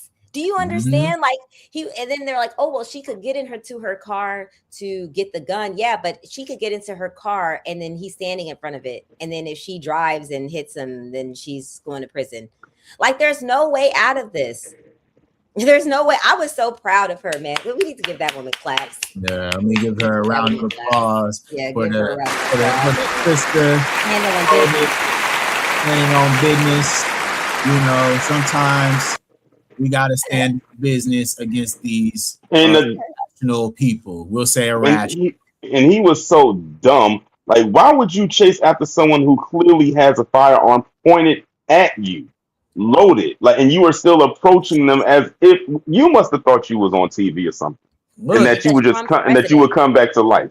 Tia said it best. It's their nature. That's in their nature. They do not have it in them to just let something go. They always gotta push. And I've always said, and I have always said in my videos that white men in particular have the worst road rage. I have heard stories and seen stories where if you cut them off, they will follow you all the way. They will go out of their way to follow you and confront you. This is a funny story right here. This black it was this black woman who I think at one point was dating this white guy, but she broke up with him, and I can see why, because the guy was clearly out of his mind. But she said that this dude every day would drive down her block just yelling slurs to her or whatever. But one day I don't know what made her like record him as he was coming down the street yelling slurs out of his window down. Now, mind you, she's in a residential neighborhood, so you shouldn't be driving fast down a residential neighborhood. This dude had to have been doing at least 30 in a 10. And he was driving down so fast and yelling at this woman from his car. He wasn't paying attention. He literally ended up hitting a parked car on the other side of the street and almost flipped his truck over. When he got out of the car, he was starting to walk over towards her and cuss her out like it was her fault that he hit that car. And all she did was just sit there and just like laugh at him and was like, okay, like, huh? She was like, I got you on video, so you better not come like too close to me. But you messed your car up. It was so funny because he got so upset because he crashed his own car because he wasn't paying attention. Nah, people are crazy, bro. Like, and yeah, you're right. Unspoken. I seen that documentary too on Hinge. Yeah, it's look, there's like it was a movie. It was countless, so good. Like countless videos and movies. Like you can even go on YouTube and type in dash cam videos of people with road rage. There's dudes who are shooting literal pistols out of their front windshield because they're upset about somebody cutting them off. Like when they talk about us not having impulse control and all this other stuff. This is why I'm saying black people with what's coming to us, we need to only be supporting riders. What's your track record? Are you riding for black society? Can we rely on you? Are you on code? Can we count on you? Because those are going to be the people that are going to work to help us save ourselves, not the people that are trying to be with other people and trying to live a fake life. And I just got to keep it 1,000 right now. Like, it's going to be the people like the woman in Florida. It's going to be like Carmelo.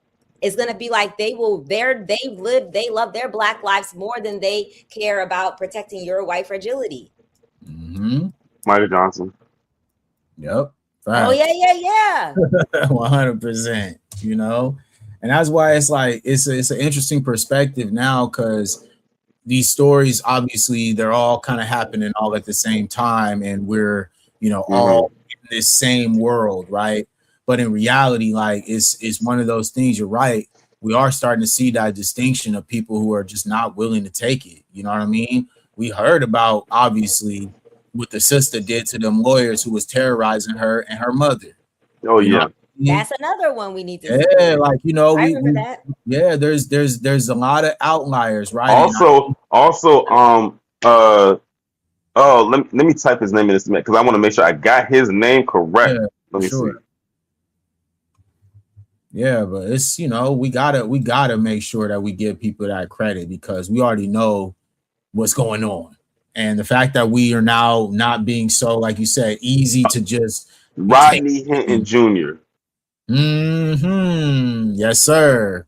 100%. Now that was the definition of eye for an eye. Hey, listen, you know, I've been seeing a lot of conversations, right? Obviously, when it comes to Nolan Wells, right? And a lot of parents, you know, I got friends who are parents, you know, and we were talking about this. And a lot of parents, you know, told me that these parents are a lot better than them. Because if my kid is missing and you got yours, that's all I'm gonna say. Okay, I've been hearing them type of conversations. But it's that's, like, you know, my kid is being put in a body bag.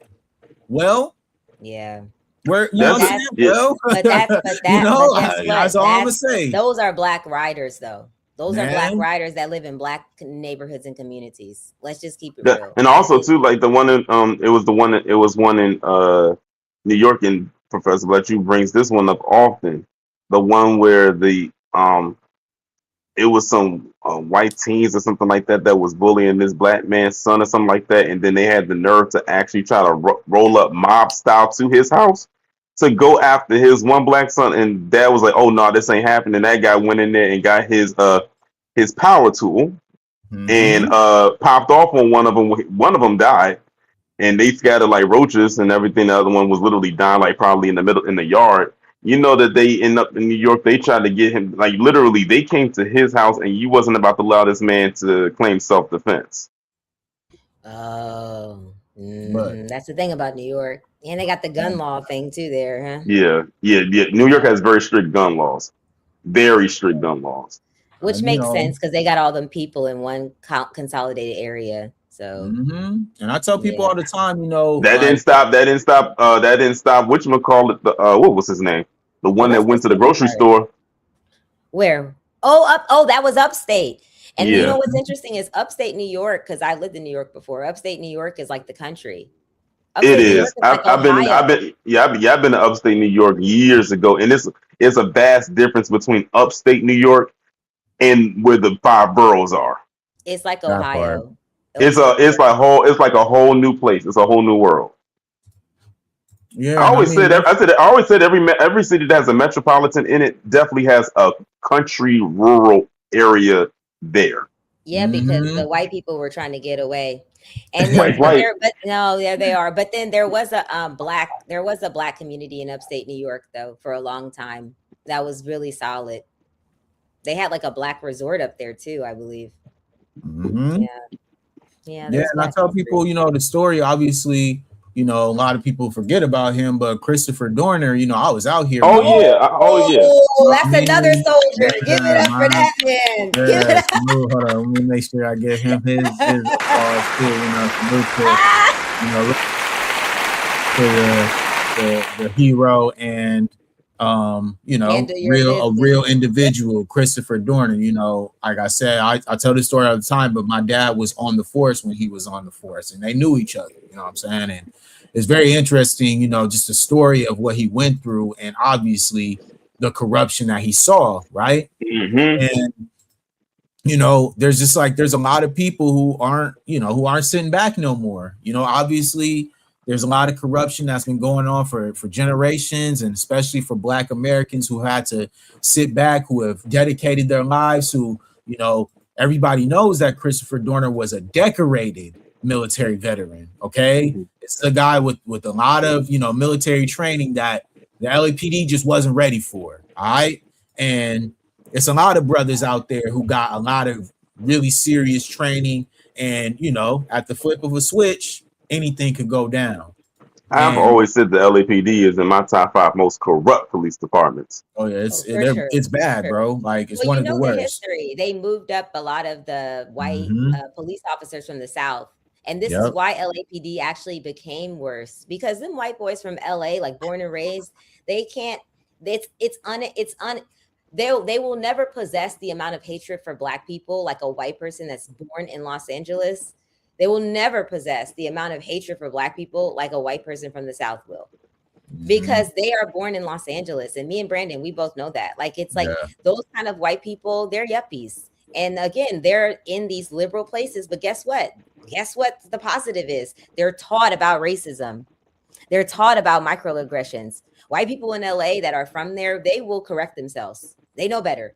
But see what they Yeah. did in LAP, this is the truth. But what they did in the LA, they're not perfect, but you get what I'm saying. But the Hmm. LAPD, they actually recruited a lot of white people, men from the South, to come up and be police officers so they can keep Los Angeles segregated. Because as blacks started making more money, they wanted to move out of areas that were all black, naturally. They wanted to Hmm. balloon, okay, I want to go, I want to move, right? And they didn't want that. So yeah, they made LAPD worse than it ever needed to be. Really, I mean. Yeah, I mean, people forget that the SWAT team in general was invented because of the Watts riots. You know what I mean? Like Oh yeah. the history of the police department and obviously Black Americans in California is a real one because we rode and stood on business multiple times. Obviously, we've talked about Absolutely. the Rodney King riots. You know, we was just talking about that when it was in reference to what had happened to the brother Carmack Belton. You know what I mean? We was doing a reference with Latasha Harlins and what happened to her. And we're talking about obviously the riots, right? And what that did to the city and how much it destroyed the city, right? Our city was never the same after that, you know. And I always talk about this, you know, me and my parents, we was kicking it for, you know, 4th of July or whatever. And we were talking about the riots, you know, because my parents had been watching my content and stuff, you know, so we just talking. And Nice. it's funny that, you know, from maybe when I was young, I didn't, you know, I remember certain details, but obviously I was still young at the time. But just talking about my parents and just how dangerous the city was and how much damage it did, you know, I know for a fact that that changed the trajectory of just how policing had to be in the city after that, because they knew that the brothers was going to do what the brothers had to do. And I don't think they'd ever want that to happen again. Obviously, we saw that fool Jake Lang get his ass ran up out of here. He, You we know, know he went back recently, and they folded him again. Like yeah, they really rolled him again the next time he bro. went This is there. LA, man. We don't play that stuff here, bro. That extra trying to be okay. You want attention? All right, cool. We gonna put a foot in your butt and kick you Oh, right up the street. What you I talking wanted to about? talk about that too, though. I thought it was funny how he said a mob of black people. It was only one black dude, and he was mixed because everybody, we all mixed in California to some extent. You know what I'm saying? You know what it is, and Mhm. it's like, yo, you made it Yeah. seem like it was a whole mob of real niggas. It was actually Hispanics because here's what people don't understand about Los Angeles: the Hispanics won. Okay, they won, like they're the majority, but the thing is that they don't like disrespect of any kind. So even if a Mhm. Hispanic in LA doesn't necessarily with black people like that, if you come in the way you do, they're going to take that advantage to swing on you. Like they're going to take that advantage to get you out of there because they just don't like this kind of blatant disrespect of any kind. Like even if they don't have black friends, it's just the LA thing. I think people just don't understand. Like you're not going to come in there. They know you're hate. So they're not going to accept it because if they have a personal prejudice, it's never going to be the way Derek Lang's going to do it or Derek, whatever his name is. It's never going to be like that. It's just going to be a personal thing. They're never going to come out there with signs and, that's like crazy. And they think you're crazy for even, especially because they all love BET. They love black culture in LA. They know what it is. So it Mhm. was Hispanics giving him the business. It wasn't even, Mhm. it was one black dude. You know what I'm saying? But it was like Hispanics giving him the business for the most part. We don't even need to be out there. They'll do our work for us just because they don't like you. Also, they were hit with ICE. They were dealing with ICE. Mhm. ICE should have never showed up in LA. The reason is because that's like going to Atlanta to terrorize Black people. That's what ICE did to LA. Now you already know LA is their stomping ground. Let's be honest. Whether you like it or not, whether you accept it or not, I don't give a damn. Everybody knows and understands that's just what it is. It's what it is. California was Mexico. We had a war, we took it, but there's a lot of their influence there. And so I think it is some kind of thing with them there. But like, long story short, what they did there was unacceptable and they should have known better. It's like I said, it's like going to Atlanta to terrorize Black people. You're going to the Black Mecca. It's like that's LA for Latinos. So they're already on edge about that. And now you're going to come here. Yeah, they're in fight mode. So you got hit with the Hispanic business. We didn't even have to come out. And he went downtown. And Brandon, we talked about that offline. He went downtown. There's no Black people downtown. For all the Black people listening, in Los Angeles, Black people, we are 5% of the entire state of California, 5 to 7%. Okay, no more than 7% of the max. Okay, it fluctuates because we got a lot of mixed Black folk. But at the end of the day, we are an extreme minority in California. You have to go into Black areas if you want Black energy in California. Downtown Los Angeles is not a Black area. He went down there because it said the BET Awards. So I'm gonna go there because I figured that's where all the Black people was at, and that's where the rich Black people are. That's where the rich Black people are. He wasn't getting in there, and then they met him, like you said, with the energy. And like I said, he recently went back, like last week. I don't know what part of LA that was in, but that one it was no Black people there from what I saw, and that's when I saw. That man literally got rolled. Someone literally grabbed him and threw him on the ground. He rolled like three or four times. Some cholo. Handle it. Like they'll handle it for us. We don't even got to do nothing. They'll handle it for us. Honestly, that's how LA is. You know, and how ignorant is and how like out of touch do you have to be to think that Black people still are like gung ho about BET? Like, right. Bro, so like BET ain't been Black owned since 2000.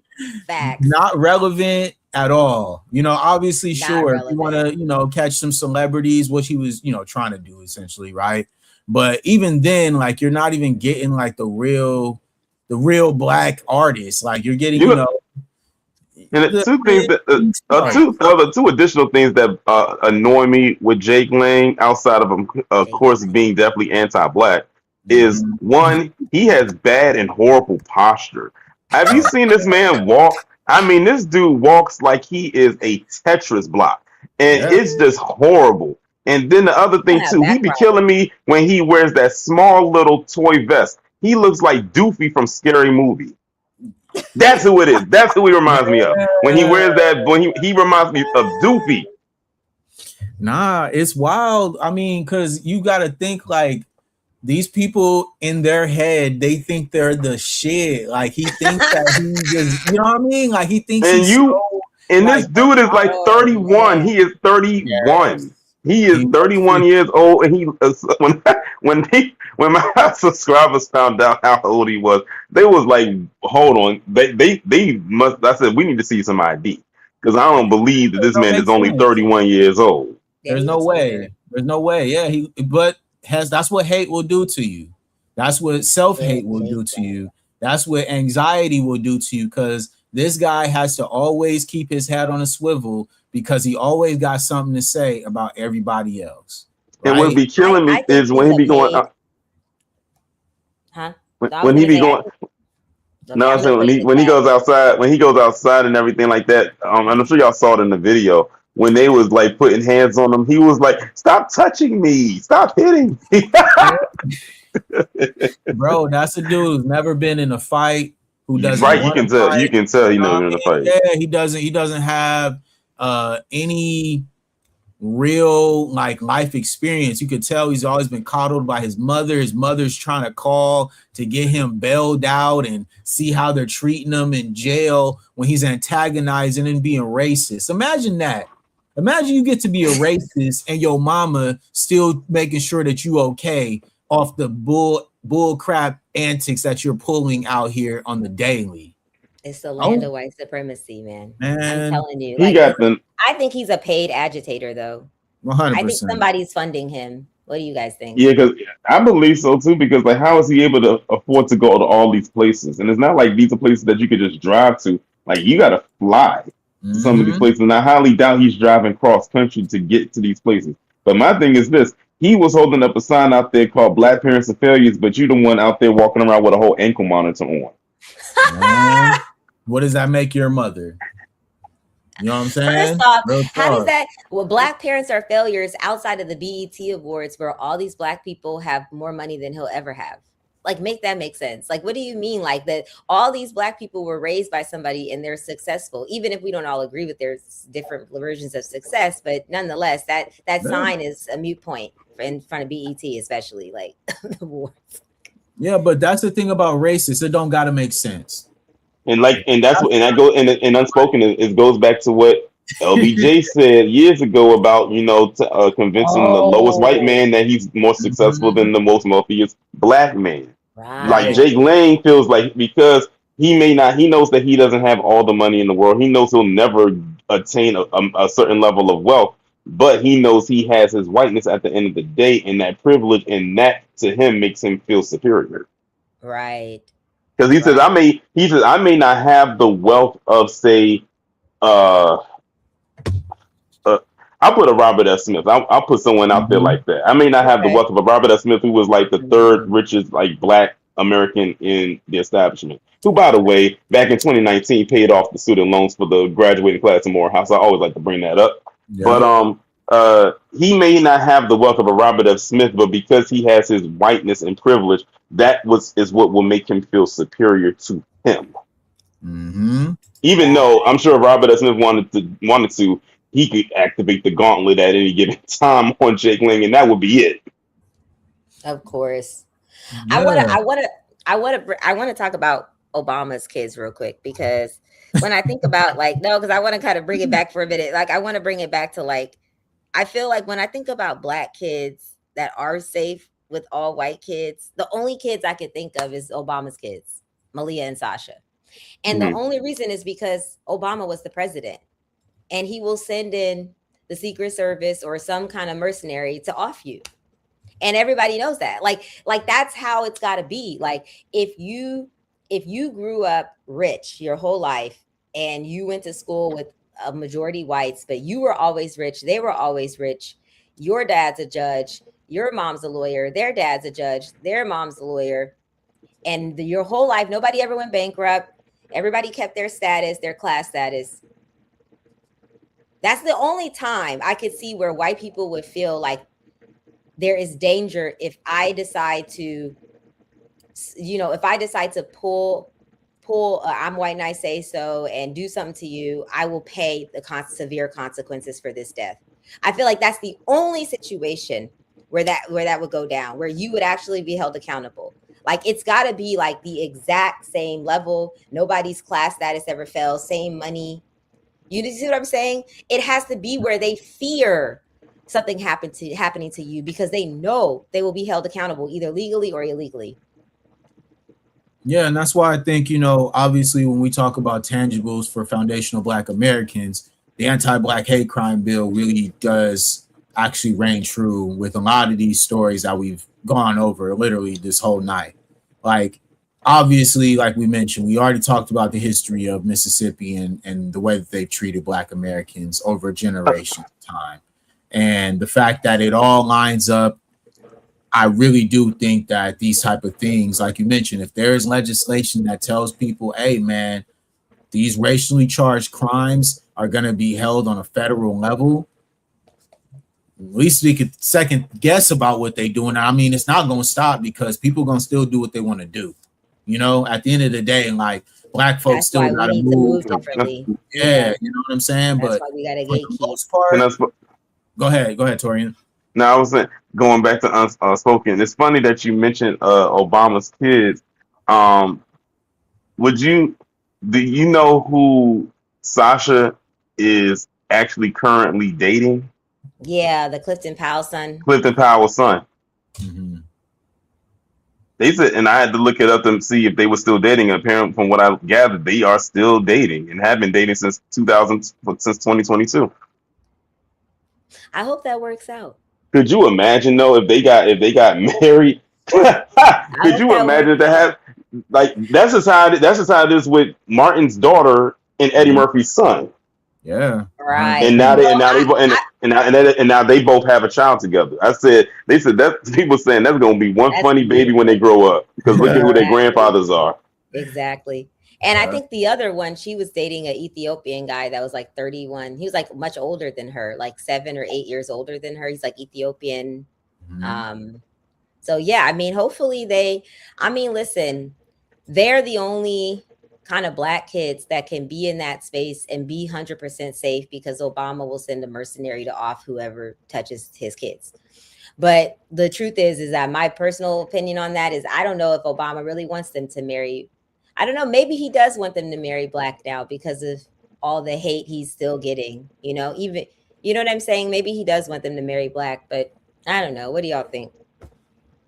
I think Well, look, that when it's at that level, it's almost, they have to almost date in a bubble, if that makes Yeah, sense. Like when you are on that Ivy League presidential federal level, like yeah, they can't just hang out with the everyday average Joe. because you Like, think about it, like the people that we said Sasha's dating Clifton Powell's son. Clifton mhm, Powell's a man of means. He's sure. a well renowned actor who's been in the game for many years. And you Mhm, said that Malia's dating an Ethiopian guy. I'm sure he's probably a man of means. that So part. yeah, so it's yeah. like you they can date a melanated or a black person, but they definitely have to be in a certain tax bracket or come from Mhm. some kind of good stock. I would say like that. Yeah, Yeah, Ivy but I League wonder if that's good family, enough like though for that. Obama. I wonder if that's good enough for Obama. You know? You know what's so crazy? I wouldn't be surprised considering how PC treated him over the years. He probably was like, "Look, this is how it's going to be, but there are some stipulations." Yeah. I mean, obviously, I think, yeah, at that level, you're protecting the family legacy at that point. The lineage has to be locked in. And, a lot of these families, they date from within, they date across, each other.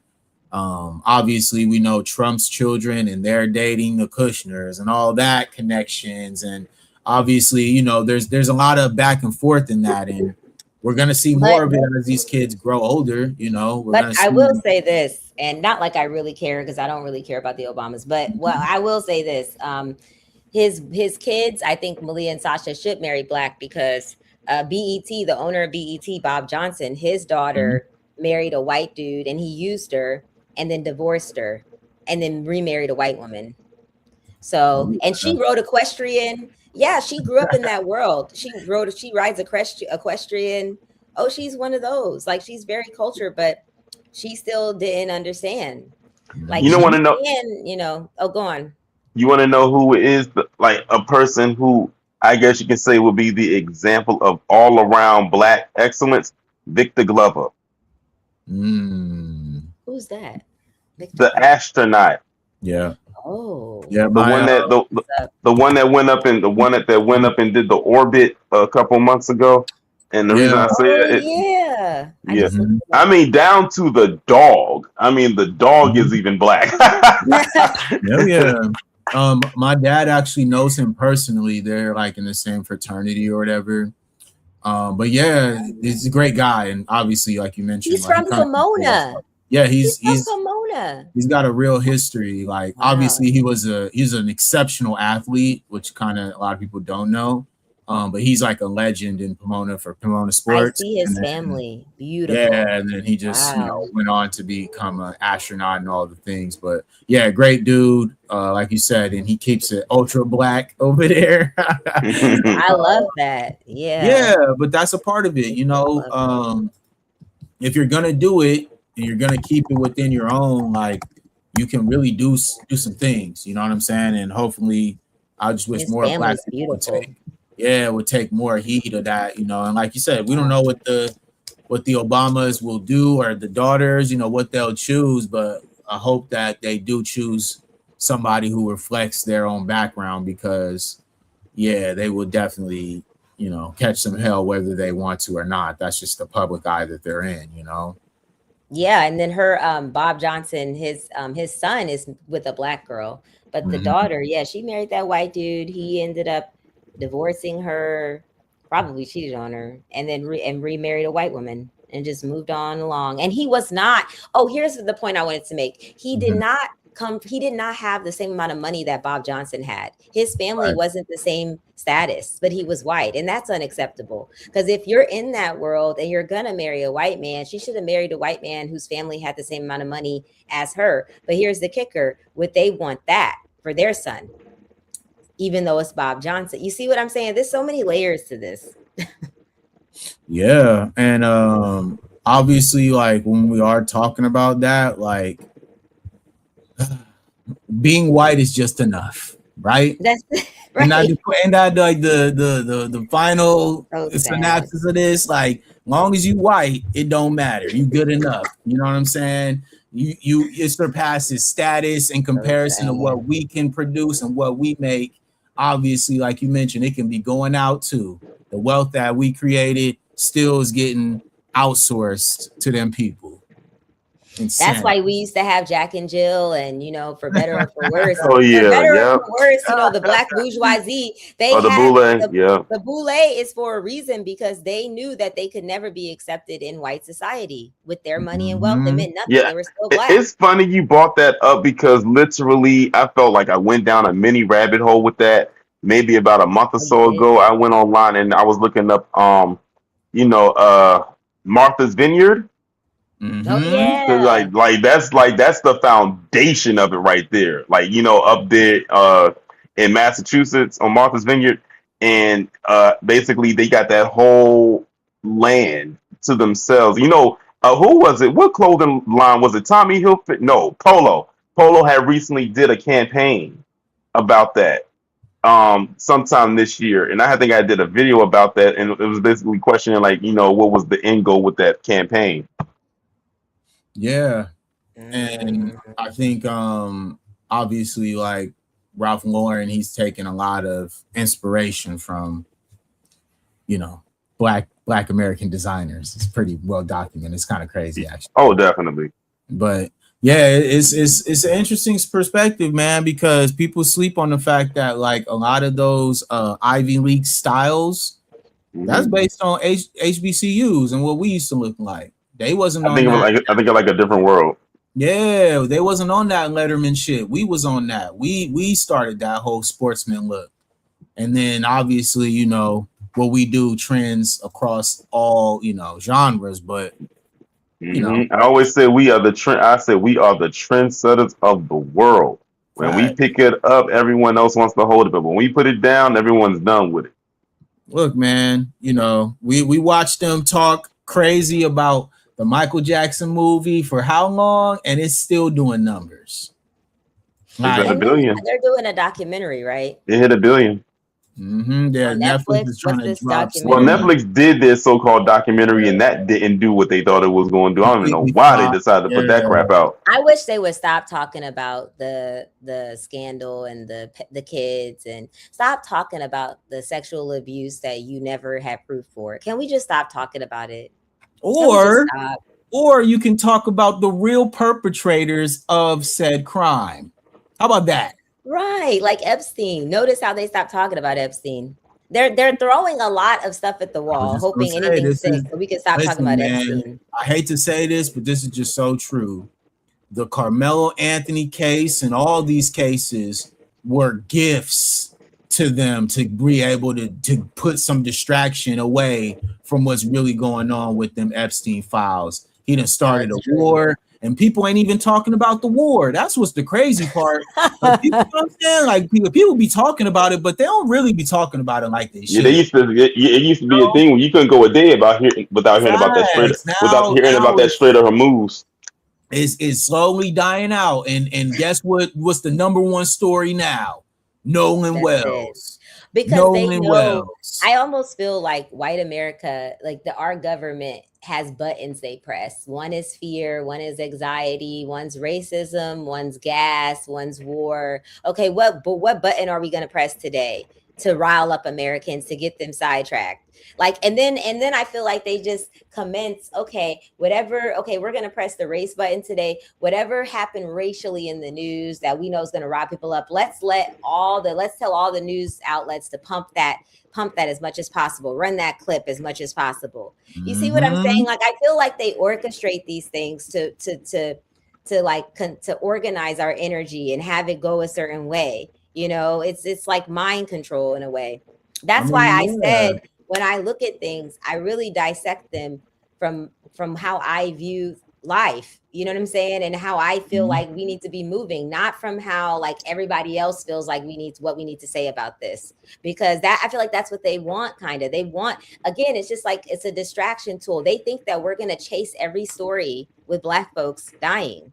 Like, and they're like, and then at the end, we're like a dog. We're like tired out. We're, you know, we need water now. Yeah. You know, it's like, no, we're not gonna do that. Like, some of us are like, yeah, we're done. Don't, no mercy. Like, wait, what happened? No. Yeah, because It's sad, but no.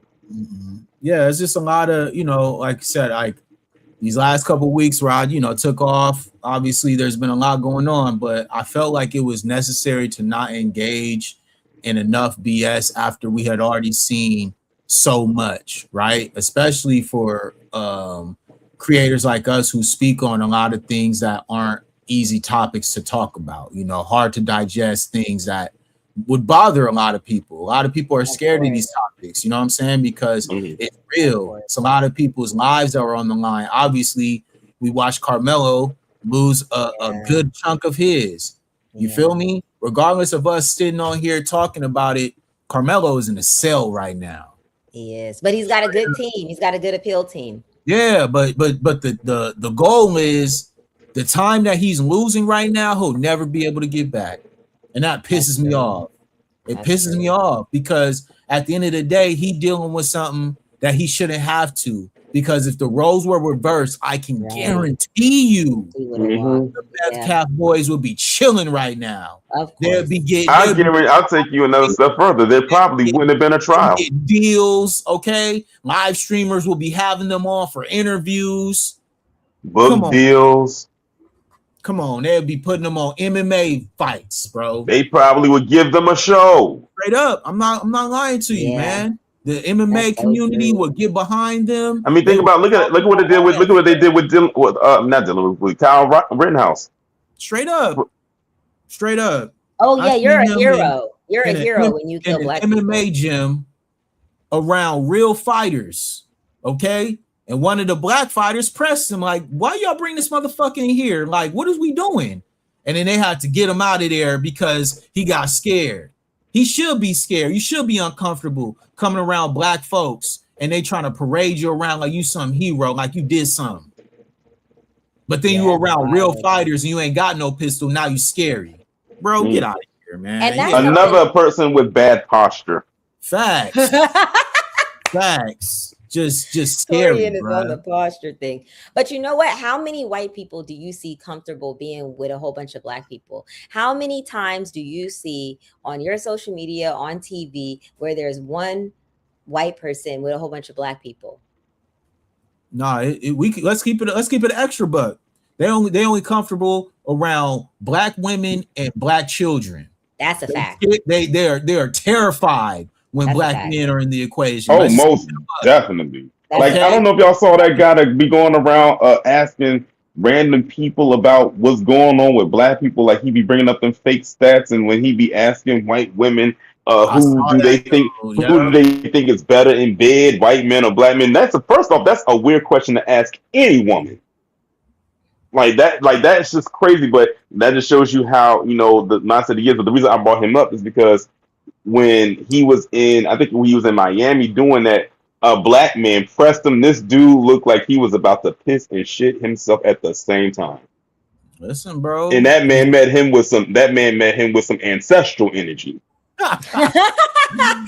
Yeah, they obsessed, bro. That's what it is. No, but they're obsessed. They're obsessed with the it's an obsession. Like when you break down racism and white supremacy, obsession and fear are two main components of it, and there's several more. But That's those right, two Miss right there Rosie. those two are definitely in the top. Power. Empower is another one. Yeah, I Control is another one too. yeah, like if Control's you've another ever, one. obviously, I hold Dr. Francis Cress Welding with a lot of like, lore over here. And if you've read the ISIS papers, it talks about Oh, I have it. Listen, and I you know call what the I'm ISIS saying? papers the Black Bible for a Yeah, reason. it's like and obviously we all have our personal I need conversations, that. which I love, you know what I mean, that we have over here. But like Rosie said, yeah, Soft Tarkus is right because there is an ancestral, right? And that's what Dr. Francis talks about in the book, is it is an ancestral inferiority complex that they deal with when it comes to black men and black genitalia. Okay, No, I they're know it obsessed. sounds Yeah, weird. she talked about the gun and the phallus. Yes, she talks about it, and the fact of the matter is that's a big component, and that's why that dude be going around there asking other women about black genitalia, because he probably partakes in watching porn that Yep. has men who have black genitalia with other women of other persuasions, because that is the most consumed corn that is on the market. It is a fact. Okay. Yeah, And so sad. right. And so when they are over there watching, right, from a CUCK's perspective, all right, we already saw how Adam 22 gets down. Oh Right? yeah. Okay. So, and he's one of the biggest perpetrators of That using and abusing black men and black bodies. All I right. bet that went on. I bet that went on the plantation. What? Yeah. You can't tell me that didn't happen. I actually had a guy tell me this before. He told me that he moved to Los Angeles. He's from another country. I'm not going to say the country because I don't, but like he was from another country, not an African country, not a European country, but in the middle. But he moved to California, and he said his girlfriend left him for a black dude, and she was cheating on him with this black dude, but then she wanted, I guess, to stay with him. I don't know, it was weird. And then he said he started watching them have sex. And then I was like, okay, why are you telling me this, first off? Because I feel like you're debasing me by even telling me this. Like, first, why are you dumping on me? Right? It's like disgusting. But second, because that's what people will do too. But anyways, so and then he was like, they're all bigger than me. And I'm like, so how is this serving your life? Like, what's the purpose of this? I was like, you should stop. And then he said he started watching like that kind of porn. And I can't believe he was telling me this. And I told him, listen, you need to stop obsessing with this. You need to let it go. You need to find God, because you're going to end up being racist and hating black men. That's what's going to happen to you, because you just keep believing that you can't compare yourself to a black man. You're not black. So it's like, that's like me comparing myself to a white woman. Why? I'm not white. I never want to be white. I don't want to be white. Like, there's no point in you comparing yourself to a man you'll never be. So just let it go. Like, and she's for and honestly, but you're making it personal. It's not. Yeah. But I just wanted to add this as well to that, is the fact that that part was trying to be played into the Nolan story, right? When they're saying, oh, nah, he left us for a girl. We left him because he was talking to some girl. That is coded language, in my opinion. Yeah. I'm just being real. It's coded and maybe language. That's a girl that another white dude wants. Facts. It's always it is, right? Because let's say that did happen, right? Let's say that Nolan, who obviously is a handsome young brother, right? Athletic, tall, right? Let's say he did get some love from, some of them women that they personally, right, would like. And the jealousy aspects. We just spoke about that. That's a part of this underlining story that's kind of like I mentioned, it needs to be brought to the table, because that part they're trying to play into that, where it's like, oh no, he just stayed back with some chick. But it's like, I don't like the optics of that, y'all, because you're trying to make it seem like, and we know the history of y'all with black men and y'all women. Okay, if you want a perfect example, look no further than the king of incels himself, Elliot Rodgers. Come on now, that dude right there. It's a reason I called him the king. You never heard of Elliot Rodgers? No, I'm looking him up right now. Rogers. Now, there's a reason why I called him the king of the incels, because this dude literally thought he was He's from the top shelf UK. shit. And Mass he, murderer. Oh, um, yeah, I think he's from California. His dad, I think, was a movie producer or something like that. So he used to flex that a lot to try to make it seem like basically he thought that he could get any woman that he wanted. You can look at him and tell that this dude was unhinged. But he thought he could get any woman that he wanted, and when he did not get what he wanted, he went on a massive shooting spree, I think near or around a college campus, near a fraternity house or a sorority house. And it was a big story when it happened many years ago. It was a huge story. Like, it was everywhere. dude, I mean, listen, I feel like a lot of their insecure, instead of like focusing on what they actually possess that is benefiting them or good for them, they just focus on their insecurities. And that's the biggest problem with these Mhm. people. We don't operate like that in the Black community. Black men don't operate like that. Black women don't operate like this. Like, it's just, they're so insecure. And a lot of the times we're dealing with their fragility, which is their insecurities, and also them wanting to, not be reminded of history, wanting to act like history isn't real, wanting to erase it. It's just, it's too much. That's what I'm saying. If you're hanging out with a whole bunch of white people, you have to deny reality, man. You really You're do. not living in a real life. Like, as racial as I am, and I said this on my channel, like, all the white friends I've ever had, which have always been one-on-one type of relationships, like, this is my friend Tiffany, or this is fake names, but I'm not going to give real names, but this is my friend Claire, or whatever. Like, it's always been me and that person. No, because, but like, I've always been me. I'm a racial person. I talk race. Like, this You is don't do what the I code. do. You don't code switch. I don't code switch with nobody. So if I'm at the table and y'all say something crazy, I'm going to say, well, why did you say that? Well, you understand that sounds racist. Like, well, would you say that about it? I'm that person. I'm going to make you uncomfortable, which is why I don't have a groups of white friends. And I feel like I'm not going to go as far as Umar to say you can never have white friends. Like I said on my channel, I believe that you have to be one-on-one with white people.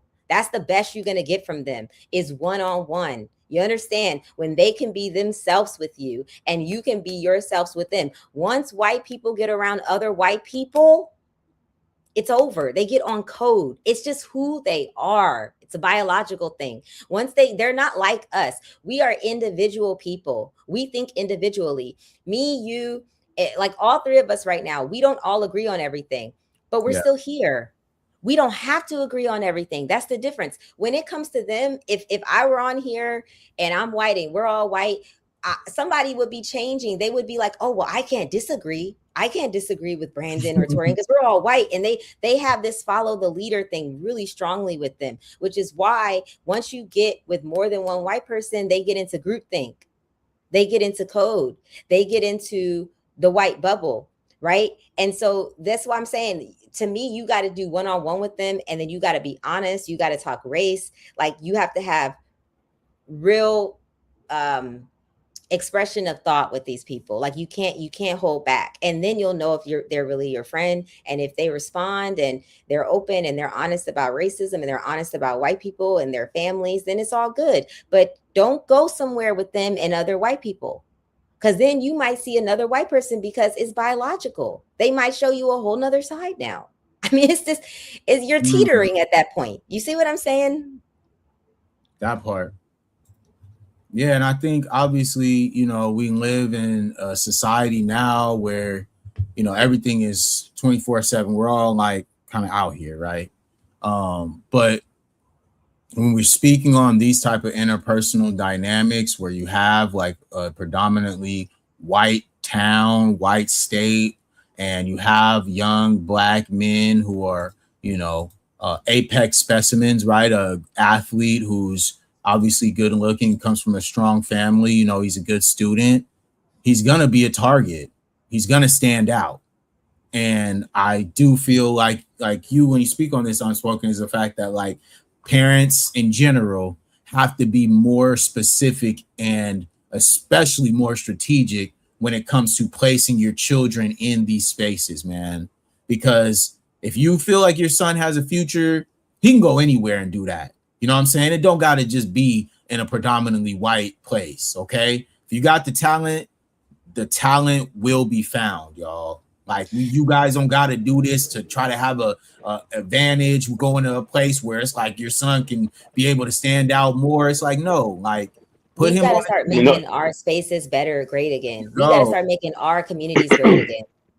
And notice too that if you look at the cases where situations like what happened with Nolan Wells happens, they are typically the black person, whether it's a boy, girl, woman, or man, Mm-hmm. they are considered well off or well to do or middle class. They're in a certain, I guess you can say, tax bracket. But if you notice, the one that they trying to get away from, the quote unquote low born or those who are in the hood, they don't get caught up in this type of they don't get caught up in this type of stuff. Makes you think. It's funny that they do all the stuff to try to keep them away from, the people that they say that they have black fatigue from, but it's the ones who have the ones who are in the category of black fatigue, as they put it, who are not getting unalived by their white social group. Right. And that's the thing that I've heard some people say this stupid argument like black people are safer in all white spaces and they're safer in all black spaces. I was like, excuse me, tell me what is safety, because if a black person unalives me, they're going to prison.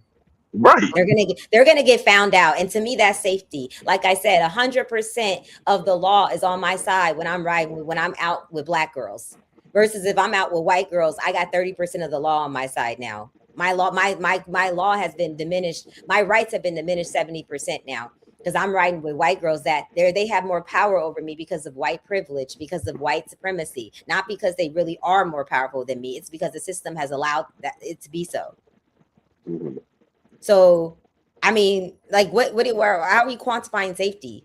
Like, please, because let's not, like, you should know how to choose friends regardless if they're black or white. But at least if I'm with black people, I know that, like, they're going to be held to the full extent of the law if something happens to me. And a lot of black people, we know discernment with other black people. We're family. We could tell, oh, you ain't right. I'm not put you no more. Or if I know Tony. this area is crazy, I'm gonna stay away from that area. Right.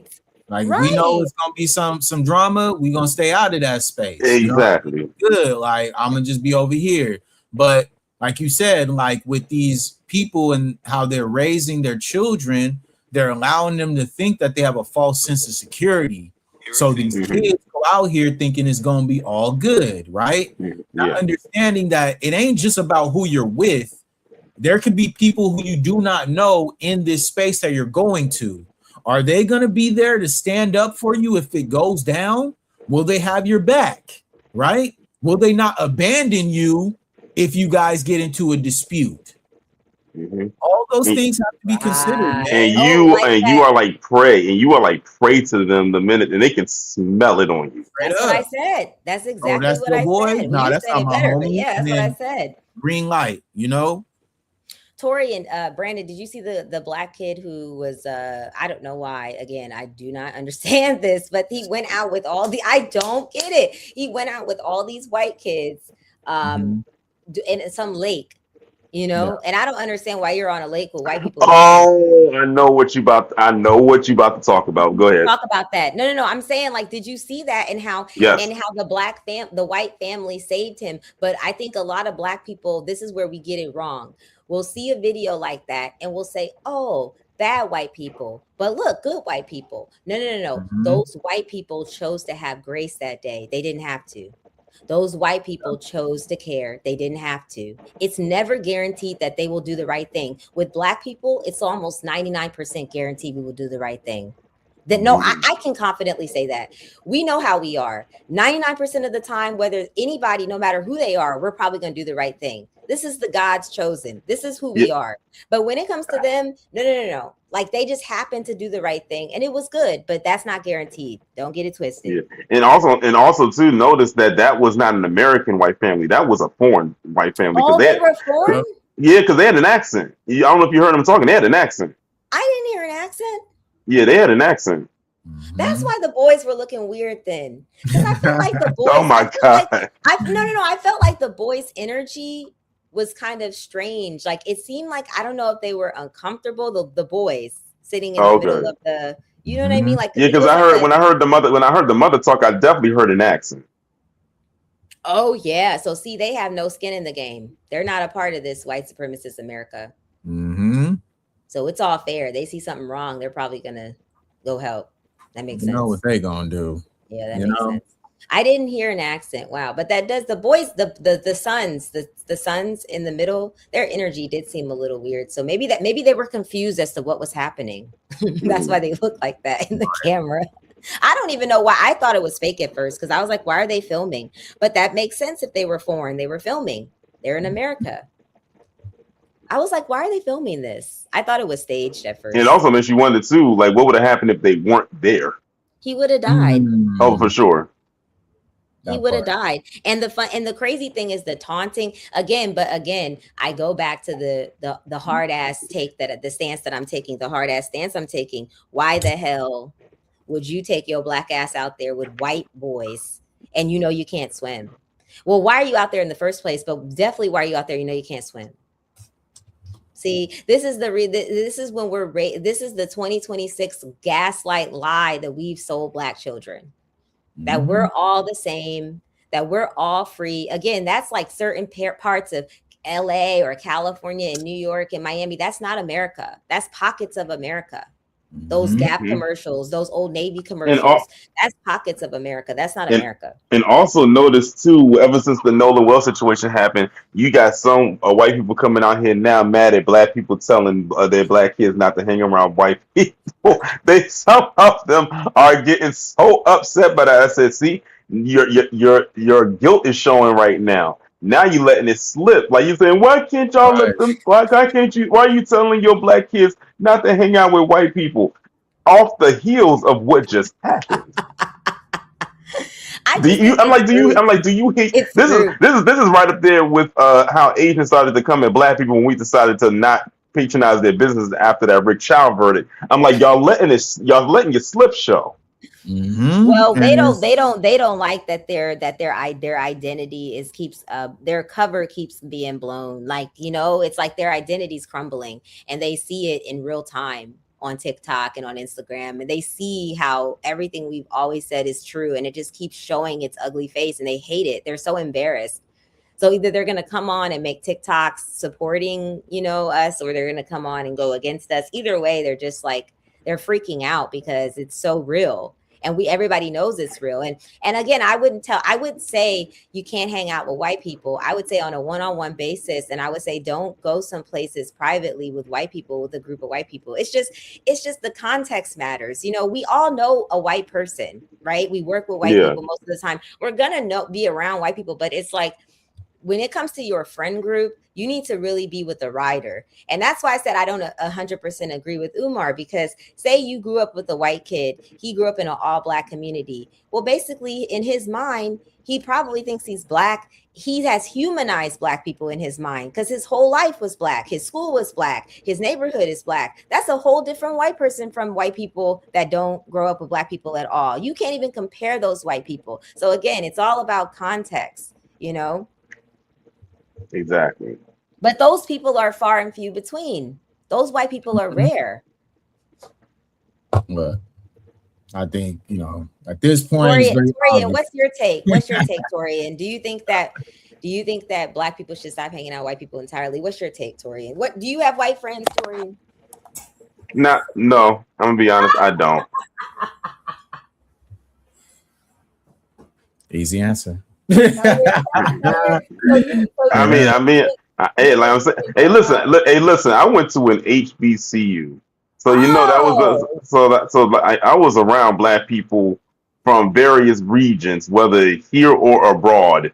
For the most part, there was a sprinkle of white people there, but the thing is, the white people that were there, they were foreign too. So, Mhm. um, yeah. yeah, I don't. I can honestly say I don't have, at least not that I know of. I don't have any white friends. Yeah. I would say the white people that you can trust are the white people that have abandoned whiteness completely. I'll So put it. for I'll give you. I'll raise you one. Those with the John Brown mentality. Oh. Yeah. And you know it ain't too many of them. I Right. said that one is almost extinct. No. If it's even any still around, that's the thing. Yeah. No, it's true. It's almost as if like they have to totally be separate from whiteness, like grow up with all black people, and then their whole life is black, so they don't even deal with white people, even though they're white. And those are like the most trustworthy white folks because they don't got no white friends. They don't even want to be around white people. How about that? They get Yeah. uncomfortable when they get into them rooms. Like, ooh, it's weird up in Just here. like the one, just like I was just telling you about how there was videos floating around where you had white people getting mad at black people for saying that why are you telling your kids not to be around white kids and everything. There were also some videos of white people coming out saying stay away from groups of white kids. What? Yeah. Like they said, don't be the only black person out there, and basically don't be the speck of pepper in a sea of salt. Ain't nothing wrong with that. No, Yeah, I thought you just said I thought you just said white people were telling white people to stay away from white kids. No. They was out there making videos warning black parents if you have a black child, make sure that they have a diverse friend group. Don't make sure they're not the only black kid in a majority white space. There's also videos of that. I don't know if y'all seen them floating around on social media where black people are just being out and about, and they just happen to spot one black person in the white friend group, and they'll go up to the black friend. They'll bypass all the white people and ask the black person, "Are you okay?" Almost like I've blink seen twice, that guy. almost like blink twice if you are okay, just to make Wait. like they basically doing a checkup on them because they see what's going on. I've They seen be that like, I just guy. want to make sure I don't see you up on the news. I've seen that guy on Instagram. Are you talking about the one who goes up to the black men and be like, "Why are you diluting the race?" No, Wait, maybe that's that dude. not that one. It's another one. It was one I saw today. It was a black girl. She was there, and she was the only the only black person in that group. It was a mixture of white men and women, and she was the only black person period that was there, whether it was man or woman. And the guy had went up there and he said, "Hey, Queen, are you okay?" And you can tell just by him saying that she put a smile on her face because I think she felt good that this black man came and checked up on her, even though she said she was good. Oh, they were playing chess, right, or checkers, or one of them. Yeah, I don't know. They was outside. I do know that. Yeah, they were playing some kind of game. I think that's the same dude who walks up to black men and says, "Why are you diluting the race?" And then he plays this song and freeze frames on their face. Yeah. Oh man, but yeah, I think this is a good chat. And like I said, it's like we're not against me personally. I'm not ever going to tell people they cannot have a white friend. I would say on a one-on-one basis, I would say thoroughly vetted. I would say no groups. Yeah, definitely do That's that. what I would say because I'm realistic. I'm not going to say there's never a good white person that you'll meet or whatever. That's not true. But is it common? No, guys, no. But like, it's not common, but it is. It can be. But you have to really know yourself. And the truth is that a lot of black folks are not pro-black. They're not rooted like how we are. Like they don't even have conversations that go this long about blackness, like the way we do, the way we go into race. That's not common with a lot of black people. And people have to start making that more common so that they will stop putting themselves in situations like this. Because if Nolan was racially minded, he would have known I can't be on this boat with all these white folks. Mm-hmm. So yeah, being racially minded is not a burden. It's a freedom. That's what I tell people. It's a freedom. Because when you go places and you traverse the world, you understand I'm black. Okay, how are people perceiving me? Not how I really am. I know I'm the truth, but how are people perceiving me? And it saves us. So yeah, I'm ending it there, guys. Good chat. All right. Salute to Miss Unspoken. Thank you so much. We appreciate having you.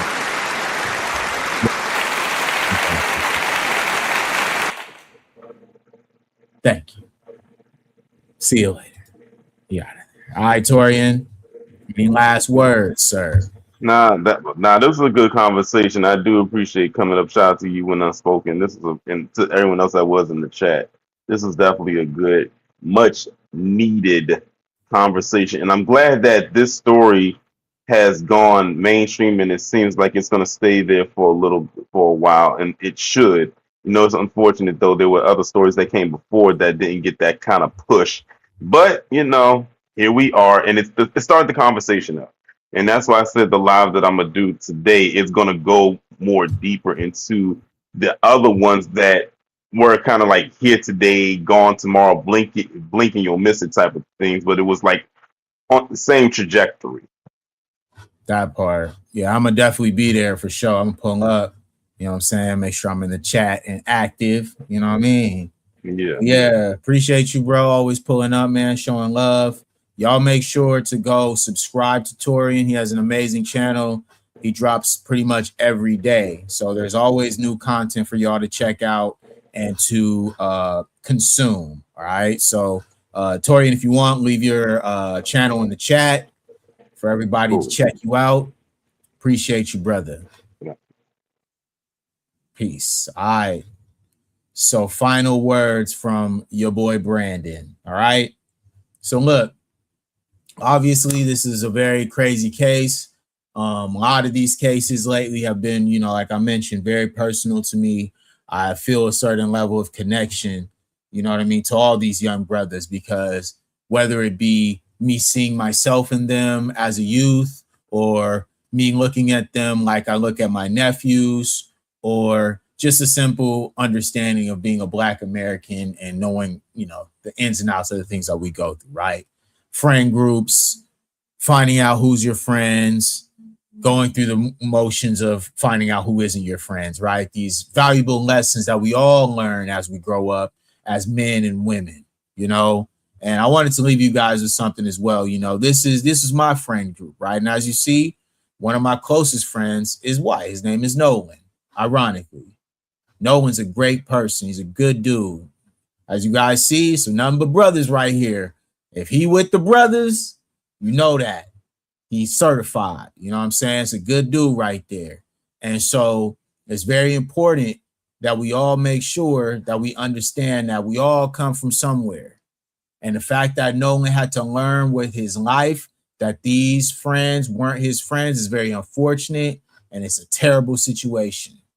But thank God for us being Black folks and Black Americans standing on business and not allowing his story to just go unheard.